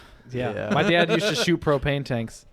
What? With guns? Yeah. What do you mean? He's like, I remember me, your uncle, and buddy Carl. Who was your dad, Eric Harris or Dylan Klebold? I swear my dad. You guys seen the movie The Patriot? Yeah. With Mel Gibson? Of course. Every time I watch that, he's Mel Gibson, dude. He's a licensed. My dad's a licensed Lord of War. Lord of War. That sounds like. What does that mean? Yeah. He's a legal gun salesman. That's incredible. But he's if when I say it in description, he's a ex-military turned mailman turned gun salesman. And that's a gun salesman title when they sell weapons to military is a Lord of War. I mean, I say that when I describe them. That is the most ill shit ever. Dude, I want to sell guns to countries now, dude. Is that what that Nicolas Cage movie was based on, your dad? Yeah, I think so. But he's just like, we're just dumb kids, you know? We didn't have a lot of Toledo. So they would just go out to like abandoned parking lots and shit, and they put it, and they hide behind a car, and they, do dumb shit. And then one time, launch up in the air, come down 40 seconds later, or some shit. And then there's just the one time, Tony caught shrapnel to the jugular, and we don't talk about him anymore. Dead. Holy fuck, dude. Shooting propane tanks. It's like we all did dumb shit at some point. Probably it's a thing. It's a dude thing to do, or it's a learning thing to do. None of us have done dumb shit ever. Just so you know, man. I do dumb shit all the time. Yeah. And we'd love to talk about that dumb shit, but unfortunately, we're almost out of time for this podcast. So really quickly before we jump off this bad motherfucker, and next time, don't you worry, there'll be plenty of dumb shit. And if you jump on the Reddit, there's gonna be, that's a growing community for the uncensored shit. If you guys want to actually, like, a lot of people have been complaining in the Facebook group about how everybody's getting zucked and they think it's the moderators. It's not us. It's us three fucks talking about porn and buttholes and corn on your dick. And cake farts and watching assholes fart. Like, we're not censoring you. We're trying to moderate this page based on Facebook standards. Yes. Reddit has far less standards. If you want to join our community, let's start building something on Reddit that we can be proud of. And if you really want to become a part of this podcast, as far as like an actual bid on this podcast, go to the Patreon, throw in $1. And if you have some fun story, we'll figure out a way to include that into the podcast. It'll be one person out of all of our... there's going to be plenty of people throwing us $1, I'm sure. Yeah. But give us a you story. Can't we'll all talk be about on it. there. We'll pick somebody. So get on that shit. Check out Gabriel Goulding's fucking dope-ass photography. Where do we follow you again? Clicking with Gabe. This is my Snapchat, actually. I guess you can want to snap me. It's Clicking with Gabriel. Exactly my name. Instagram, Facebook. It's all the same. Veros Photography. That's my photo biz company mantra thing. That's what I go by. If you want pictures of you taken, call him. Hit him up. Send him a message. Wedding photos, I'll make band it look like photos, a rock star. nude photography in the woods, nude Seriously. photography in your mom's basement, anything. I'm Seriously, telling like fucking solid ass photographer. Go seriously get some fucking artwork. Or and if you want to ship make by him. artsy pornography, he's open to explore. He'll do porn. I'll do anything. He'll do porn. Him and his friend. So check out the Reddit, the subreddit r/the bastard sermon. Go check out our Facebook, Instagram. Go check out everything. Thank you so much for listening again. And Gabriel, thanks for coming on, man. Anytime. Let's have you back on again. Next week, Eamon Comics, right? Yeah, let's do it. Can't wait. All right. That's what I'm talking about. Peace, fuck All right. faces. Peace. Bye, bitch. What's next week?